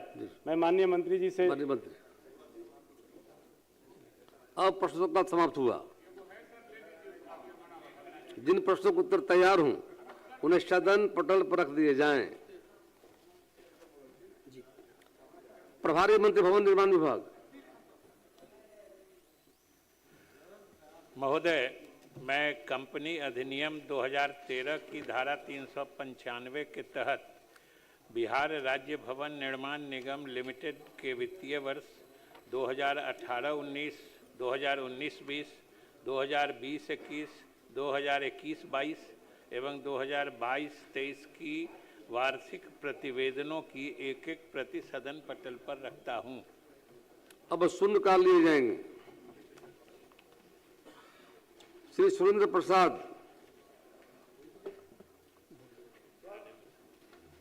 पश्चिमी चंपारण बेतिया जिला अंतर्गत प्रखंड मधुबनी PWD पथ से बासी तक जाने वाली सड़क चौड़ीकरण नहीं रहने के कारण आए दिन भीषण जाम एवं समस्या बनी रहती है, जिससे आम लोगों को काफ़ी कठिनाइयाँ होती है। मैं सरकार से गुजारिश करता हूँ उसकी चौड़ीकरण और नाला निर्माण का मांग करता हूँ। मोहम्मद कमरुल होदा। अध्यक्ष महोदय, किशनगंज जिला अंतर्गत प्रखंड पोठिया के ग्राम पंचायत रायपुर वार्ड नंबर 4 निवासी बियोसा किस्को उम्र 36 वर्ष की मृत्यु दिनांक 5/2/2026 को महानंदा नदी में डूबने से हो गई है। अतः मैं मृतक के आश्रितों को अनुग्रह अनुदान की 4 लाख रुपया का भुगतान हेतु सरकार से मांग करता हूँ। श्रीमती कोमल सिंह। महोदय, मुजफ्फरपुर जिला अंतर्गत गायघाट विधानसभा के गायघाट प्रखंड और बंदरा प्रखंड के सामुदायिक स्वास्थ्य केंद्र में एक भी स्त्री रोग चिकित्सक गायनोकोलॉजिस्ट नहीं है और ना ही जननी सुरक्षा योजना के तहत प्रसव के दौरान निःशुल्क भोजन की व्यवस्था है। मैं माननीय अध्यक्ष महोदय कहना चाहूंगी कि हमारे मुख्यमंत्री आदरणीय नीतीश कुमार जी का विजन है सशक्त बिहार और विकसित बिहार का, और उन्होंने हमेशा हर वर्ग के लिए योजना बनाई है, नीतियां बनाई है। मैं आपसे कहना चाहूंगी कि बिहार की आधी आबादी महिलाओं की है। मैं आपके माध्यम से, सदन के माध्यम से सरकार से मांग करती हूं कि सामुदायिक स्वास्थ्य केंद्र में गायनोकोलॉजिस्ट की नियुक्ति हो और साथ ही निःशुल्क भोजन की व्यवस्था की जाए। फैसल रहमान। अध्यक्ष महोदय, पूर्वी चंपारण जिला अंतर्गत सिकरहना अनुमंडल में पॉलिटेक्निक कॉलेज नहीं होने से स्थानीय युवाओं को तकनीकी शिक्षा हेतु मोतिहारी या अन्य जिलों में जाना पड़ता है। क्षेत्र के शैक्षणिक एवं रोजगार विकास के लिए सिकरहना अनुमंडल में सरकारी पॉलिटेक्निक कॉलेज की स्थापना हेतु सरकार से मांग करता हूँ। अभिषेक रंजन। अध्यक्ष महोदय जी, पश्चिम चंपारण जिले के मझौलिया प्रखंड अंतर्गत सरिस्वा बाजार में सड़क के दोनों तरफ अतिक्रमण के कारण प्रतिदिन घंटों जाम लगता है। बस, ट्रक और एम्बुलेंस फंस जाती है, राहगीर परेशान होते हैं। अतिक्रमण हटाकर तत्काल यातायात व्यवस्था दुरुस्त करने तथा सड़क चौड़ीकरण की मांग करता हूं। श्री उदय कुमार सिंह। महोदय, गया जी जिला के आमस प्रखंड अंतर्गत रामपुर के ग्राम ढिबरा नौगढ़ गांव जाने के क्रम में मदार नदी पर पुल नहीं रहने के कारण ग्राम नारायणपुर, लेम्बुआ, पतेज, ताराडी, मंझौलिया समेत दर्जनों गांव के लोगों को 3 किलोमीटर घूमकर मुख्य मार्ग जाना पड़ता है। अतः मैं सरकार से लोगों की सुविधा हेतु मदार नदी पर पुल निर्माण करवाने की मांग करता हूँ। श्रीमती विनीता मेहता।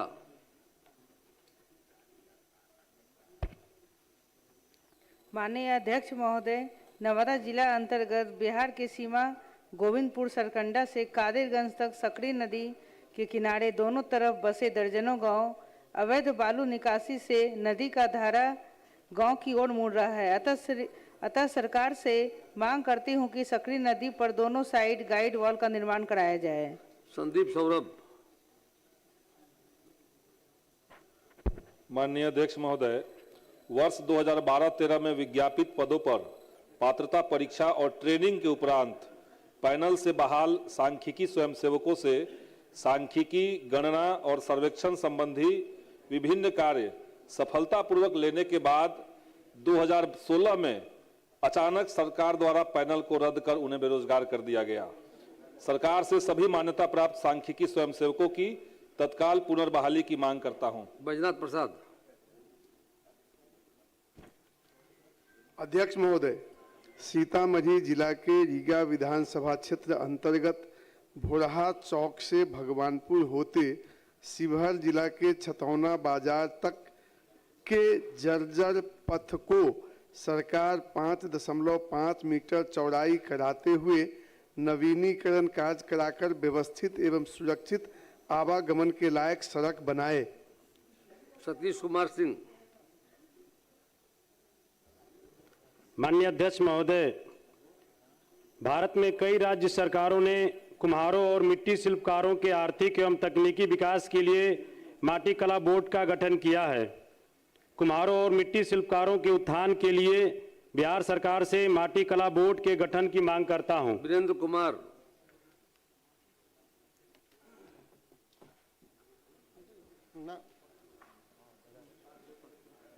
माननीय अध्यक्ष महोदय, सिंघिया प्रखंड अंतर्गत फुलहारा पंचायत के पवरा गांव में स्थित फुलहारा ठाकुर राम जानकी मंदिर की प्रबंधन समिति द्वारा सरकार को 30 एकड़ भूमि उपलब्ध कराने की बात कही गई है।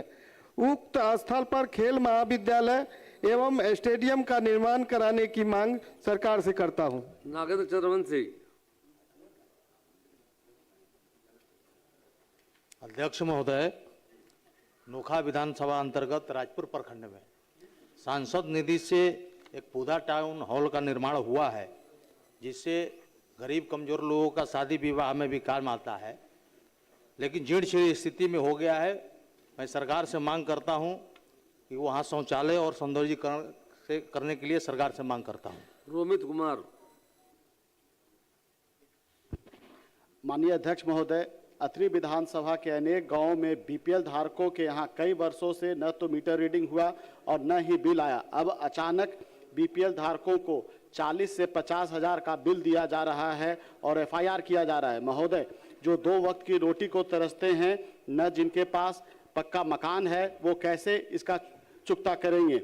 मैं इस सदन के माध्यम से सरकार और ऊर्जा मंत्री से मांग करता हूं कि नई नीति लाकर उनका या तो ब्याज माफ कर दिया जाए, चक्रवृद्धि ब्याज, या बिल माफ कर दिया जाए, जिससे कि आपकी 125 यूनिट की जो योजना है फ्री मुफ्त देने की, उसे सुचारू रूप से आगे चलाया जा सके। धन्यवाद। श्वेता गुप्ता।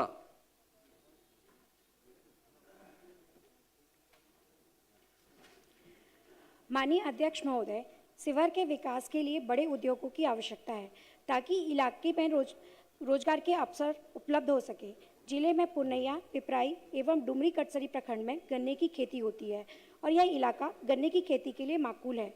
ऐसे में यहाँ चीनी मिल की स्थापना की जाए, इससे लोगों को रोजगार के अवसर मिलेंगे तथा किसानों की खेती को एक नया आयाम मिलेगा। माननीय अध्यक्ष महोदय, 65 बलरामपुर विधानसभा अंतर्गत विभिन्न सड़क में से एक बलरामपुर से तेलता प्रखंड तक पथ निर्माण विभाग की मुख्य सड़क 65 बलरामपुर विधानसभा क्षेत्र की घनी आबादी से होकर गुजरती है। सड़क पतली होने के कारण आए दिन जाम एवं दुर्घटनाएं होती है, अतः जनहित में उक्त सड़क के शीघ्र चौड़ीकरण की मांग करती हूं। अनिल कुमार। माननीय अध्यक्ष महोदय, सीतामढ़ी जिला अंतर्गत बथनाहा विधानसभा में छात्र छात्राओं के भविष्य एवं उच्च शिक्षा के विकास हेतु एक विश्वविद्यालय के निर्माण की स्वीकृति हेतु सरकार से मांग करता हूं। अमरेंद्र कुमार। अध्यक्ष महोदय, औरंगाबाद जिले के थाना गोह अंतर्गत गोह निवासी छात्रा अनामिका गुप्ता उर्फ लक्ष्मी कुमारी पिता धर्मेंद्र कुमार की दिनांक 6/10/2026 को पटना के perfect PG hostel exhibition road में संदिग्ध अवस्था में मृत्यु हो गई थी। मैं इस मृत्यु की उच्च स्तरीय जांच की मांग करता हूं। दुलाचंद गोस्वामी। एक आपसे दुलाचंद जी, आपने दिया था 50 के बजाय 125 शब्दों में, भविष्य में जो निर्धारित शब्द है उसी के तहत कहेंगे, आज पढ़ लीजिए आप। अध्यक्ष महोदय, कटिहार जिला अंतर्गत कदवा विधानसभा के कदवा प्रखंड को 2 भाग में विभक्त करने वाली महानंदा नदी के रैयापुर धार में पुल निर्माण अति आवश्यक है। इस घाट होकर के प्रतिदिन किसान, विद्यार्थी और आम नागरिकों का आवागमन होता है। खास करके पुल नहीं रहने के कारण बरसात के दिनों में आम जनजीवन, कृषि तथा व्यापारिक गतिविधियां प्रभावित होती है और क्षेत्रवासियों को प्रखंड मुख्यालय और जिला मुख्यालय जाने में काफ़ी कठिनाइयों का सामना करना पड़ता है और नाव का भी सहारा लेना पड़ता है। अतः मैं सरकार से मांग करता हूं कि इस महत्वपूर्ण जो है रैयापुर घाट में किसानों के हित में, छात्रों के हित में, जनता के हित में शीघ्र पुल निर्माण कराई जाए। मोहम्मद बहुत धन्यवाद। अध्यक्ष महोदय, अररिया जिला अंतर्गत जो कि हाट प्रखंड के ग्राम पंचायत राज चिल्हनिया में सापा एवं चिल्हनिया के मध्य अवस्थित पुल वर्ष 2019 में आई भीषण बाढ़ से ध्वस्त हो गया था। उक्त ध्वस्त पुल को भर दिया गया है, अतः उक्त स्थान पर पुल का निर्माण कराने की मांग करता हूं। मोहम्मद सरवर आलम। अध्यक्ष महोदय, किशनगंज जिला अंतर्गत किशनगंज प्रखंड के पिछला पंचायत वार्ड नंबर 6 की जो सड़क बंगाल सीमा से जोड़ती है, वर्ष 2017 के बाढ़ में वो पूरी तरह से टूट गई थी। टूटने के उपरांत उस स्थल पर आज तक पुल नहीं बना, जिससे लोगों को आने जाने में काफ़ी परेशानी होती है, बच्चों को स्कूल आने जाने में परेशानी होती है। मैं मांग करता हूं कि वहां पे जल्द से जल्द पूर्ण निर्माण कराया जाए। गुलाम सरवर। माननीय अध्यक्ष महोदय, पूर्णिया जिला अंतर्गत डगरवा प्रखंड जो 18 पंचायत का प्रखंड है और पूरा प्रखंड महोदय घास फूस वाला घर वाला वो पंचायत प्रखंड है और आए दिन अगलगी का मामला महोदय होते रहता है। हम सदन के माध्यम से वहाँ पे अग्नि सामान वाहन की मांग करता हूँ। रणविजय साहू। माननीय अध्यक्ष महोदय, औरंगाबाद जिला निवासी धर्मेंद्र शाह की नाबालिग पुत्री अनामिका गुप्ता पटना के परफेक्ट गर्ल्स हॉस्टल में रहकर नीट की तैयारी करती थी। दिनांक 6/1/2026 को हॉस्टल में साजिश के तहत हत्या कर दिया गया। गांधी मैदान थाना कांड संख्या 9/26 है। घटना की जांच सीबीआई से कराने की मांग करता हूं। श्री अजय कुमार। माननीय अध्यक्ष महोदय, दरभंगा जिला अंतर्गत कुशेश्वर स्थान थाना कांड संख्या 22/2026 हरिनगर में दलित विक्रम पासवान, अवनीश पासवान एवं 11 वर्षीय कोमल कुमारी को मजदूरी मांगने पर सामंतों ने बर्बर हमला कर मासूम बच्ची की रीढ़ की हड्डी को तोड़ दिया। मैं सरकार से पीड़ित परिवार को मुआवजा देने एवं नामजद अभियुक्तों को अविलंब गिरफ्तार करने का मांग करता हूं। प्रोफेसर नागेंद्र राउत।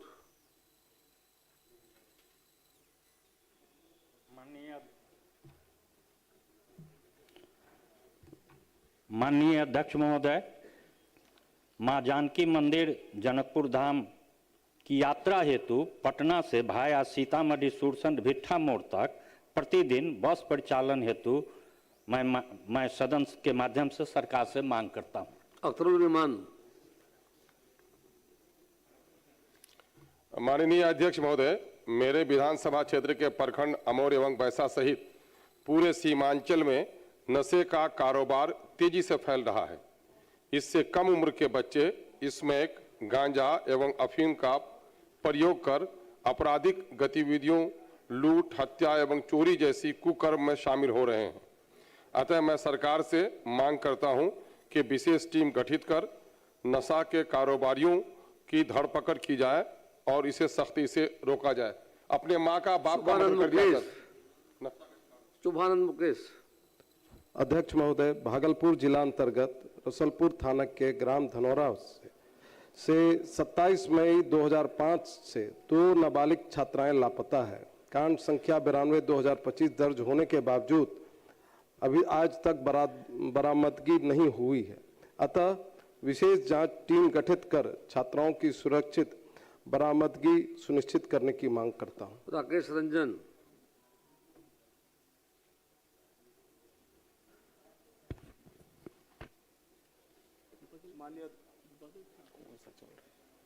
हेलो माननीय अध्यक्ष महोदय, भोजपुर जिला अंतर्गत शाहपुर प्रखंड के सुहिया गांव से धमवाल गांव जाने की मुख्य सड़क करीब 1 किलोमीटर तक कच्ची है तथा शेष सड़क काफी जर्जर स्थिति में है।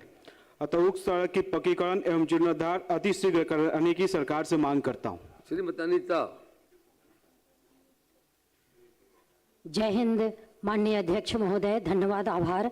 दिनांक 3/11/2024 को संतोष यादव पिता रामविलास यादव ग्राम लोदीपुर थाना पकरी बरामा जिला नवादा को बिजली के एलटी लाइन का करंट लग जाने से मृत्यु हो गई, जिसका पकरी बरामा थाना कांड संख्या 496/24 दर्ज है। अतः मृतक संतोष यादव के परिजनों को मुआवजा दिलवाने की मैं मांग करती हूँ। धन्यवाद। प्रसाद मंडल।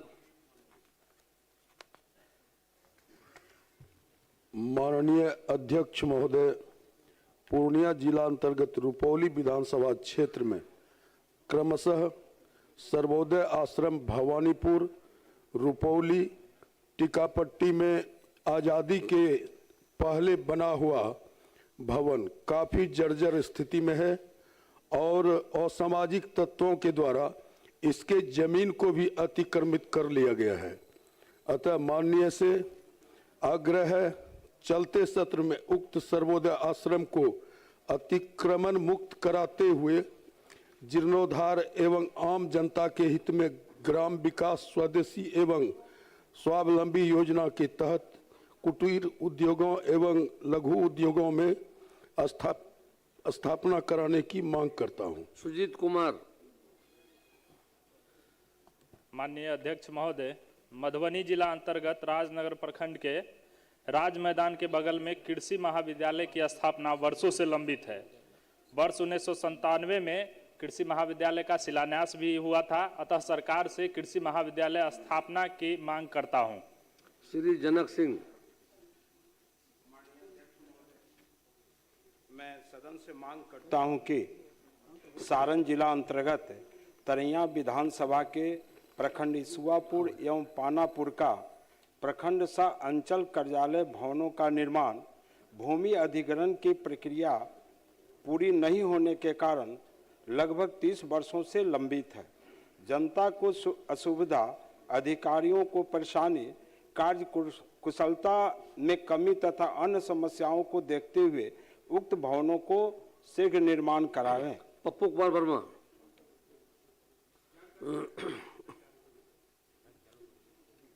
पढ़िए।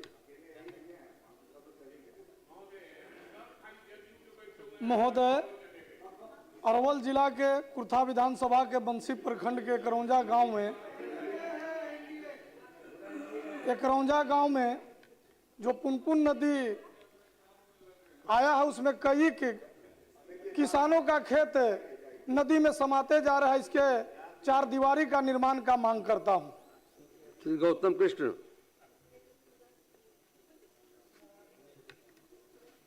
अध्यक्ष महोदय, सहरसा जिला अंतर्गत महसी विधानसभा क्षेत्र के 70 कटैया प्रखंड के ग्राम पंचायत बिशनपुर आरन निवासी वीर शहीद कुंदन यादव का वर्ष 2020 में गलवान घाटी में देश की रक्षा करते हुए शहीद हो गए थे।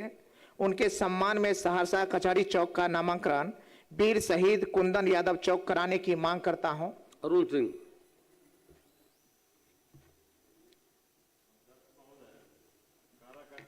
के डिहरी विक्रमगंज पथ से इटमान नौनार पथ में बसडीहा से बसंत बिगहा तक बाईपास निर्माण हेतु छूटे हुए बसावटों के तहत सर्वे किया गया है, जिसका आईडी 107833 है। अतः उक्त बाईपास का निर्माण कार्य कराने की सदन के माध्यम से मांग करता हूं। मुरारी मोहन झा।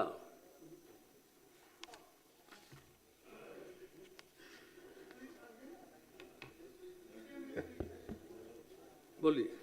अध्यक्ष महोदय, दरभंगा जिला अंतर्गत प्रखंड केवटी के करजापट्टी वार्ड संख्या 1 और 3 एवं सिंगवारा के सिमड़ी बाजार में नाला नहीं होने से वर्षा के मौसम में जल जमाव से कई तरह की बीमारियां होने की आशंका बनी रहती है। जनहित में उक्त दोनों स्थानों पर नाला निर्माण कराने की सदन से मांग करता हूं। महोदय, आए दिन वहां हर एक महीना में 2-4 दुर्घटना होता है महोदय, इसलिए काफी गंभीर मामला है महोदय। सावित्री देवी।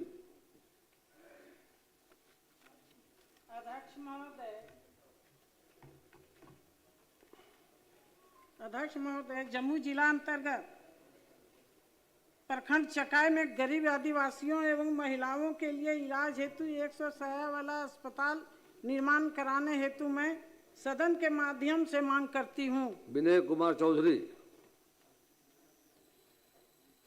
महोदय, पीने का पानी का एकमात्र स्रोत जल नल हो गया है। बेनीपुर विधानसभा क्षेत्र में जगह जगह पाइप टूटा हुआ है। टूटे हुए पाइप को बदलने की मांग सरकार से करता हूं।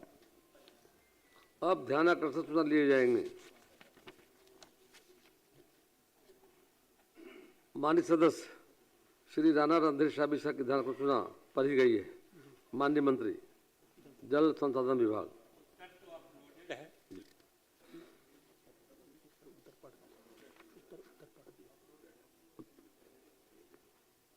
उत्तर लोडेड है। कोई इसमें यदि पूछना हो, यदि पूरक तो पूछ सकते हैं। जी बिल्कुल, सदस्य संतुष्ट हैं, हम आगे बढ़ रहे हैं। श्री आलोक कुमार सिंह, माननीय सदस्य, पढ़ी गई है। अध्यक्ष महोदय, इसमें समय दिया जाए इस जवाब के। चलिए अगला एक दिन का समय सर। एक दिन का समय लिया, एक दिन का, कल हो जाएगा। अध्यक्ष महोदय, जरूर। श्री भगवान से कुशवाहा, माननीय सदस्य, सूचना पढ़ें। कल हो जाएगा। का समय कहाँ है माननीय मंत्री? 25 फरवरी को लास्ट हो जाएगा। आलोक बाबू, माननीय मंत्री ने कल करवा दिया जाएगा। ठीक है, धन्यवाद। श्री भगवान से कुशवाहा, पढ़े। भोजपुर जिला के अलावे पूरे राज्य में RRSMP योजना के तहत जो राज्य भर में सड़कों का चयन किया गया था। चुनाव के पहले इसकी घोषणाएं हुई थी, टेंडर भी हो गया था, ग्लोबल टेंडर था, लेकिन इसका कार्य इतना न धीमा है कि चुनाव में हम लोगों ने सब पब्लिक से कहा था कि तुरंत रोड बन जाएगा, लेकिन अभी तक काम नहीं लगा। कभी कहीं छिटपुट भी लगा है, उसकी भी स्थिति ठीक नहीं है। माननीय मंत्री जी से यही मैंने आग्रह किया था कि जल्दी सड़कों का निर्माण कार्य शुरू कर दिया जाए, क्योंकि ठेकेदार लोग सब लोग पूछते हैं कि भाई कमवा कहीं नहीं लगाते, तो लोग बोलते हैं कि राशि का अभाव है। हम लोग जानते थे कि समझते थे अखबारों के माध्यम से कि पूरे राज्य में 7,500 करोड़ रुपया विभाग ने सभी पदाधिकारियों को दिया, सभी जिला को आवंटन किया, लेकिन कार्य प्रारंभ नहीं हुआ है। इसलिए मैं माननीय मंत्री जी से आग्रह करना चाहता हूं कि क्षेत्र में फजीहत हो रही है, इसलिए आपसे आग्रह है कि तत्काल इसमें कार्य प्रारंभ करवा दीजिए गुणवत्ता के साथ। माननीय मंत्री ग्रामीण कार्य विभाग। अध्यक्ष महोदय, वस्तुस्थिति यह है कि जगदीशपुर विधानसभा अंतर्गत 105 पथ लगभग 215 किलोमीटर की स्वीकृति ग्रामीण सड़क सुदृढ़ीकरण एवं प्रबंधन कार्यक्रम RRSMP के अंतर्गत प्रदान की गई है। उस स्वीकृत सभी पथों में कार्य प्रारंभ करते हुए 45.02 किलोमीटर में सरफेस लेयर तक का कार्य संपादित किया जा चुका है तथा शेष पथों का कार्य प्रगति में है। इस कार्यक्रम अंतर्गत एकार्तित सभी पथ एकरनामा अवधि के अधीन है। दिसंबर एवं जनवरी माह में ठंड ज्यादा पड़ने के कारण बिटुमिनस कार्य हेतु समय अनुकूल नहीं रहने के कारण कार्य में अपेक्षित प्रगति नहीं हो पाई, परंतु अब बिटुमेंस कार्य हेतु समय अनुकूल है। अतएव कार्य की प्रगति में अपेक्षित वृद्धि करते हुए स्वीकृत एवं एकत्रित सभी पथों को वित्तीय वर्ष 26-27 में पूर्ण करा लिया जाएगा। माननीय सदस्य श्री इंद्रजीत प्रसाद गुप्ता पढ़े। इंद्रजीत प्रसाद गुप्ता पढ़े आपकी सूचना को। सामान्य प्रशासन विभाग के परिपत्र संख्या 12,679 दिनांक 9/8/2024 द्वारा तांती तत्वा को अनुसूचित जाति का दर्जा वापस लेते हुए अत्यंत पिछड़ा श्रेणी में डाल दिया गया था। राज्य सरकार की सेवाओं में भर्ती संस्थानों द्वारा जैसे BPSC, TRE 3, BTS technician, Bihar police constable, BPSC 69th mains, BPSC head teacher, SSC stenographer, Bihar SSC court stenographer, विश्वविद्यालय चयन आयोग, NEET, CSIR, NET, ANM, BHPCL, BSSC stenographer Beltron में शामिल तांती तत्वा अभ्यर्थी जो 5 जाति प्रमाण पत्र शामिल करके नियुक्ति नामांकन प्रक्रिया के बाद भी ज्वाइनिंग नहीं कराया गया। Medical college, engineering college, Navodaya Vidyalaya से नामांकित बच्चों को निकाल दिया गया, जो बिहार सरकार के पत्रांक 15 दिनांक 28/11/2012 तथा उच्चतम न्यायालय एवं उच्च न्यायालयों के आदेशों के विपरीत है।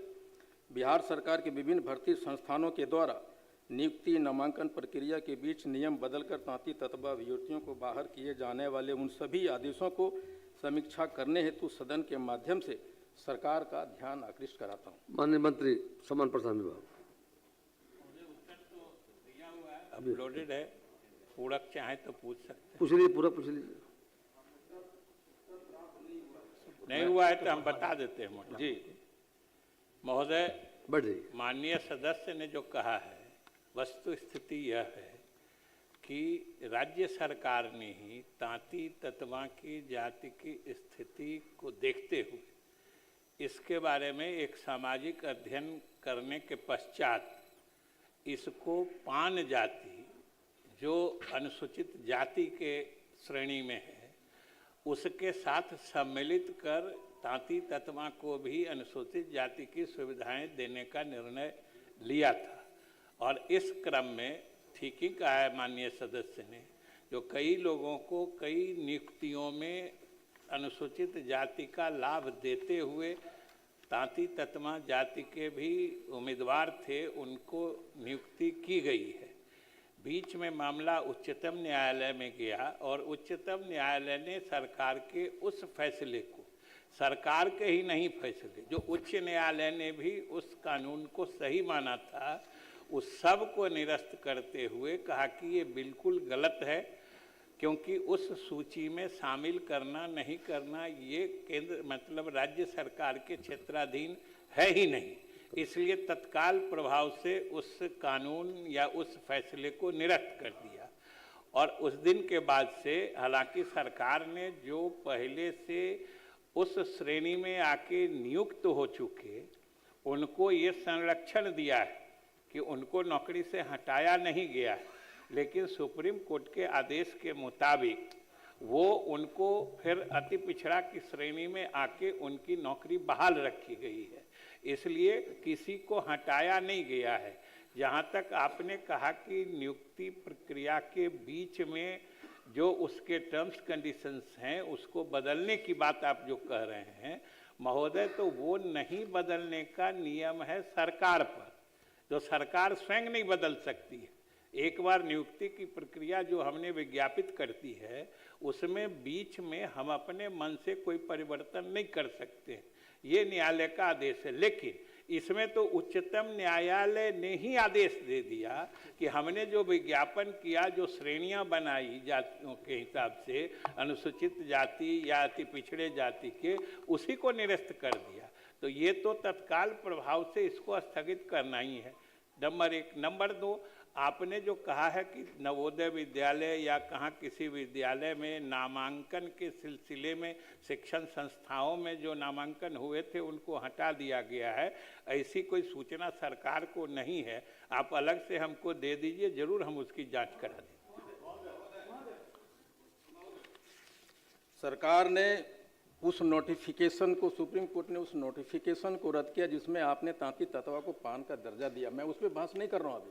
फिलहाल ये मैं कह रहा हूँ कि इस बीच में जो नियुक्तियाँ निकली थी, जो नामांकन हुए थे, आप नामांकन कट ऑफ मार्क आया है, उसके बाद बिना किसी ऑर्डर के, सामान्य प्रशासन या कैबिनेट के ऑर्डर से विभिन्न संस्थान हैं जिनका मैंने जिक्र किया, उन्होंने हमारे तांती जो परीक्षार्थी जो पान का सर्टिफिकेट लगा के आवेदन दिया था, उनसे शपथ पत्र मांगा कि आप ये कहिए कि आप तांती तत्व है। उसके बाद उन सारे बच्चों को, अभी स्टेनो बेल्ट्रोन में रोका हुआ है, उन सारे बच्चों को बीच में उठा गया। उनकी क्या गलती है? अब मैं वो नहीं कह रहा हूं कि आपने जो नियुक्तियां किया उसका तो प्रोटेक्शन सरकार दी है, लेकिन मैं वो कह रहा हूं कि इस बीच में जो वैकेंसियां निकली उसमें हमारे बच्चे ने अप्लाई किया, उसका कट ऑफ मार्क आया, सब क्वालिफाई कर रहे थे, सारे लोगों को हटाया है। और यही नहीं सर, हमारे बच्चों को मेडिकल कॉलेज पूर्णिया से पीएमसीएच से उनके गर्दन पकड़ के निकाले गए हुजूर, हमारी बेटियों को। और ये नहीं, लाखों बच्चे जो क्वालिफाई किया है रेलवे में जबलपुर में निकाल दिया। आई एम नॉट टेलिंग कि मंत्री महोदय से मैं सहमत हूं कि जो हो गया उसको प्रोटेक्शन दिया आपने, लेकिन वो बच्चे जो इस नोटिफिकेशन के बाद, सुप्रीम कोर्ट के जजमेंट के बाद आपने उसको ज्वाइनिंग हो गया। एक घटना है बेगूसराय की महोदय, उसके पति गया रेलवे में काम, दिल्ली में रिक्शा चलाया, उसकी ज्वाइनिंग हो गया इसी सर्टिफिकेट पे, नहीं ज्वाइन करने दिया। उसने मुझे कॉल किया कि मैं तीनों बच्चों के साथ आत्महत्या कर लूंगी। मेरा क्वेश्चन ये है कि आखिर सरकार इस प्रक्रिया के बीच में, जो सुप्रीम कोर्ट का आदेश है कि प्रक्रिया के बीच में आप नियम को नहीं बदल सकते, तो ये जो जितने नियुक्ति संस्थान हैं, कांस्टेबल है, एएनएम है, टीआरई 3 है, ये सारे लोगों ने आखिर तांती तत्वा जो पान के सर्टिफिकेट पे अप्लाई किए थे, उसको आप कैसे रोक सकते हैं, कैसे ज्वाइनिंग नहीं दे सकते हैं? बेल्ट्रोन में 60-65 लड़का अभी भी रुका हुआ, अभी इलेक्ट्रिक डिपार्टमेंट में आया कि आपको निकाल दिया जाएगा, ना आप सेसी है ना तत्वा है, कुछ भी नहीं है। ऐसा जो अन्याय किया गया, ये कैसे हो सकता है महोदय? मैं चाहता हूं कि सरकार इस पे समीक्षा करे, उन सारे संस्थानों पे समीक्षा करे और उसको आदेश दे कि आखिर ये कैसे हुआ, और जो क्वालिफाई किया है उसको सरकार बहाल करे, और बाद में जो न्यायालय का आदेश है उसके अनुसार आप कोटी बदल दीजिए। मेरा ये मांग है। महोदय, यह सही है कि सुप्रीम कोर्ट ने बिहार सरकार के उस निर्णय को क्वेश कर दिया, लेकिन जब प्रक्रिया शुरू हो गई, प्रक्रिया नौकरी की प्रक्रिया या एडमिशन की प्रक्रिया में 3 महीना, 6 महीना, साल भर भी लगता है। जिस दिन अप्लाई किया गया उस दिन वह बच्चा उसी कैटेगरी में था जिस कैटेगरी के अंदर उसने अप्लाई किया। जब एक बार प्रक्रिया शुरू हो गई तो सिर्फ ज्वाइन करने और न ज्वाइन करने के हेयर लाइन को क्राइटेरिया बनाना, मैं समझता हूं कि यह बिल्कुल तार्किक है और गलत है। सरकार को इस पर, यह इंटरप्रिटेशन का मामला है। सुप्रीम कोर्ट ने उस निर्णय को क्वेश किया, लेकिन आप वाइंड अप करते करते जो समय लगता है वो क्लियरेंस सुप्रीम कोर्ट से ही मांगना हो तो मांग लें, लेकिन उन बच्चों के भविष्य के साथ खिलवाड़ न किया जाए। ऐसे बच्चों की संख्या लाखों में है, और पूरे बिहार में 1 साल तक जिनकी उम्र सीमा समाप्त हो रही होगी, उनके साथ क्या नेचुरल जस्टिस नहीं हो सकता? इसलिए सरकार को इसको रिकंसिडर करना चाहिए और उन बच्चों को बहाल करने के बाद जो निर्णय लेना है, जो सुप्रीम कोर्ट का आदेश है, उसका पालन करें। इस ध्यानाकर्षण में जो लाया गया है, मूल रूप से ये बात लाई गई है कि आप पान बिरादरी को दलित में श्रेणी में लाए थे, और उसके आधार पर जो कॉम्युनिक निकला तो वो एक एज ए दलित सेक्शन से उसने अप्लाई किया, रिजल्ट प्रकाशित हुआ। अब ज्वाइनिंग से पहले सुप्रीम कोर्ट का फैसला आया, अब वो बच्चे पास किए, इंटरव्यू के समय में उससे दलित का मांगा जाता है सर्टिफिकेट, और वो दलित का सर्टिफिकेट तब वो देने में सक्षम नहीं हो पा रहा है। लेकिन जिस कॉम्युनिक पर आपने लिया, मैं समझता हूं कि उस पर वो लागू नहीं होता है, उसकी ये व्यवस्था करना चाहिए कि उसका ज्वाइनिंग हो। दूसरा, मैं दूसरा भी पूछ लेता हूं कि माननीय मंत्री जी बता रहे थे कि सुप्रीम कोर्ट ने कहा कि ये राज्य सरकार की ताकत में नहीं है कि वो किसी भी जाति को आरक्षण के सूची में लाने के लिए उसको दलित की श्रेणी में लाए। तो मैं ये जानना चाहता हूं कि क्या राज्य सरकार ने अपने ही फैसले को लागू कराने के लिए केंद्र सरकार से कोई लेटर उसने राज्य सरकार ने दिया कि इसको आरक्षण की सूची में शामिल किया जाए? माननीय मंत्री। माननीय सदस्यों ने जो बातें कही हैं, सबसे तो पहले हम ये सदन को आश्वस्त करना चाहते हैं कि आखिर सरकार की मंशा तांती ततवा जाति को अनुसूचित जाति का दर्जा या सुविधा या लाभ दिलाने का था, तब तो सरकार ने निर्णय लिया था। पहली बात। दूसरी बात कि जहाँ तक आलोक जी ने कहा कि इसमें कोई उपाय करना चाहिए, तो महोदय मुझे सदन को बताते हुए संतोष हो रहा है कि सरकार ने उस आदेश को चुनौती देने के लिए, उस आदेश को रिव्यू करने के लिए, पुनरीक्षण करने के लिए हम लोगों ने, सरकार ने सुप्रीम कोर्ट में आवेदन दिया है कि इसका रिव्यू होना चाहिए, क्योंकि ताती ततमा जाति, अनुसूचित जाति की जो सुविधा है या जो स्थिति है, ये लगभग उसी श्रेणी के हैं। आखिर हम लोगों ने भी सामाजिक अध्ययन कराया था, तभी तो उनको उसमें डाला था। जहाँ तक आपने कहा अजय जी कि आपने पान जाति को अनुसूचित जाति में डाला, हम लोगों ने पान जाति को अनुसूचित जाति में नहीं डाला था। पान तो पहले से अनुसूचित जाति में है। हम लोगों ने सिर्फ तांती ततवा को पान जाति के ही उपजाति के रूप में उसी वर्ग में सम्मिलित करा के इनको दिया था, क्योंकि हम अनुसूचित जाति के सूची से को हेरफेर नहीं कर सकते हैं। वो प्रेसिडेंशियल ऑर्डर से वो भारत सरकार और प्रेसिडेंट के द्वारा होता है महोदय। इसलिए हमने कहा है कि सरकार तो ईमानदारी से तांती ततमा जाति को हर सुविधा दिलाने का अनुसूचित जाति वाला प्रयास कर ही रही है। और उच्चतम न्यायालय ने जो कहा है, हम लोगों ने फिर से रिव्यू पिटीशन दाखिल किया है कि ये उस तरह की सुविधा के हकदार हैं जैसी इनकी सामाजिक स्थिति है। इसलिए हम लोगों को इजाजत दिया जाए कि हम लोग इनको अनुसूचित जाति की सुविधा दे सकें। अब सभा की कार्रवाई बहुत स्पष्ट हो गया।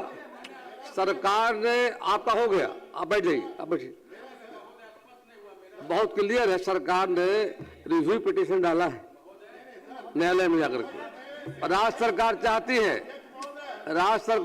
है, इसीलिए राज्य सरकार ने शुरू में ही सुविधा दी थी जाकर के।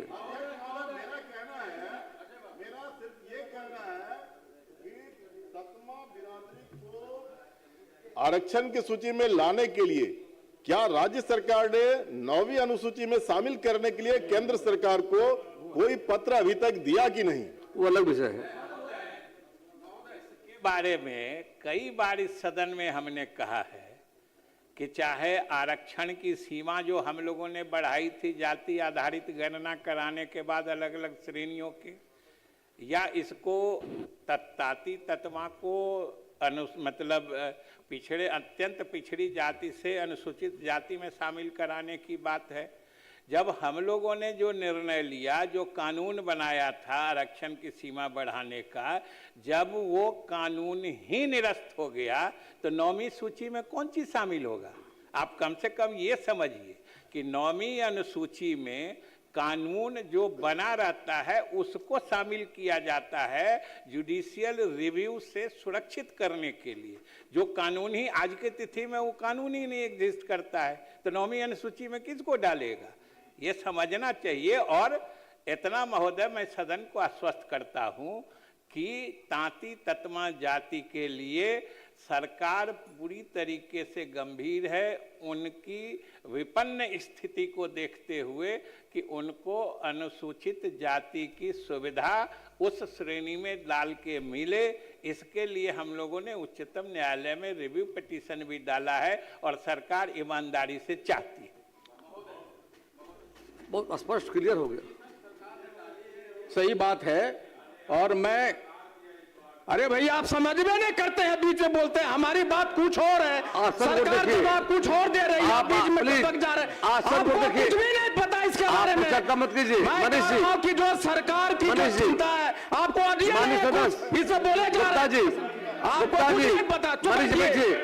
मैं कह रहा हूं कि जो रिव्यू रिव्यू पिटीशन जो सरकार डाली है, प्लीज बैठ जाइए। रिव्यू पिटीशन जो सरकार डाली है, मेरे ध्यानाकर्षण से उसमें कोई संबंध नहीं है। वो जो मैं जानता हूं कि सरकार चिंतित है। माननीय मुख्यमंत्री जी ने 1969 में सदन में आवाज उठाया तांती तत्वों आकर्षण देने के लिए। हमारी माननीय मंत्री जी से व्यक्तिगत बात हुई। हमारी सरकार के मंशा पे बाउट मैं नहीं कर रहा हूं। मैं कह रहा हूं कि नियुक्तियों के बीच में, नामांकन के बीच में हमारे जो बच्चे विभिन्न भर्ती संस्थाओं में अप्लाई किए थे, उसको जो आपने बीच में निकाला है, ज्वाइनिंग होने के बाद, ज्वाइनिंग लेटर निकलने के बाद आपने ज्वाइनिंग नहीं दिया, डॉक्यूमेंट वेरिफिकेशन के समय आपने उसको निकाला है। मैं उसकी बात करता हूं कि सरकार उस पर समीक्षा करे कि क्या उस ऑर्डर के लिए सामान्य प्रशासन ने जो विभिन्न संस्थाओं ने अपने मन से बदल दिया या हमारे बच्चों से शपथ पत्र मांगा, वो किस आधार पर मारा? क्योंकि सामान्य प्रशासन ने कोई लेटर इशू नहीं किया। उस नोटिफिकेशन में जब नोटिफिकेशन जारी की सरकार को पुनः स्थापित करने के लिए तांती तत्वा को अति पिछड़ा में, तो उसमें यह कहा कि जो पहले से नौकरी हो गया उसका कोटी बदलिए। मेरा ये मांग है कि जिसको आपने ज्वाइनिंग नहीं देने दिया, नामांकन से निकाला, आपने प्रक्रिया के बीच में जो बच्चों को नौकरी नहीं दी, उसको कट ऑफ मार्क को दोबारा ईबीसी में भी क्वालिफाई बहुत माननीय मंत्री ने कहा, उसकी समीक्षा सरकार करती है कि नहीं करती है? मैं उसकी मांग करता हूं कि माननीय मंत्री जी उसकी समीक्षा करवाएं। वो जब माननीय सदस्य करें समीक्षा कर लें, आप वैसे जो सूचनाएं हैं ना, कहां कहां पे ऐसा हुआ है, आप दे दीजिए, जरूर सरकार समीक्षा। अब सभा की कार्रवाई 2 बजे दिन तक स्थगित की जाती है।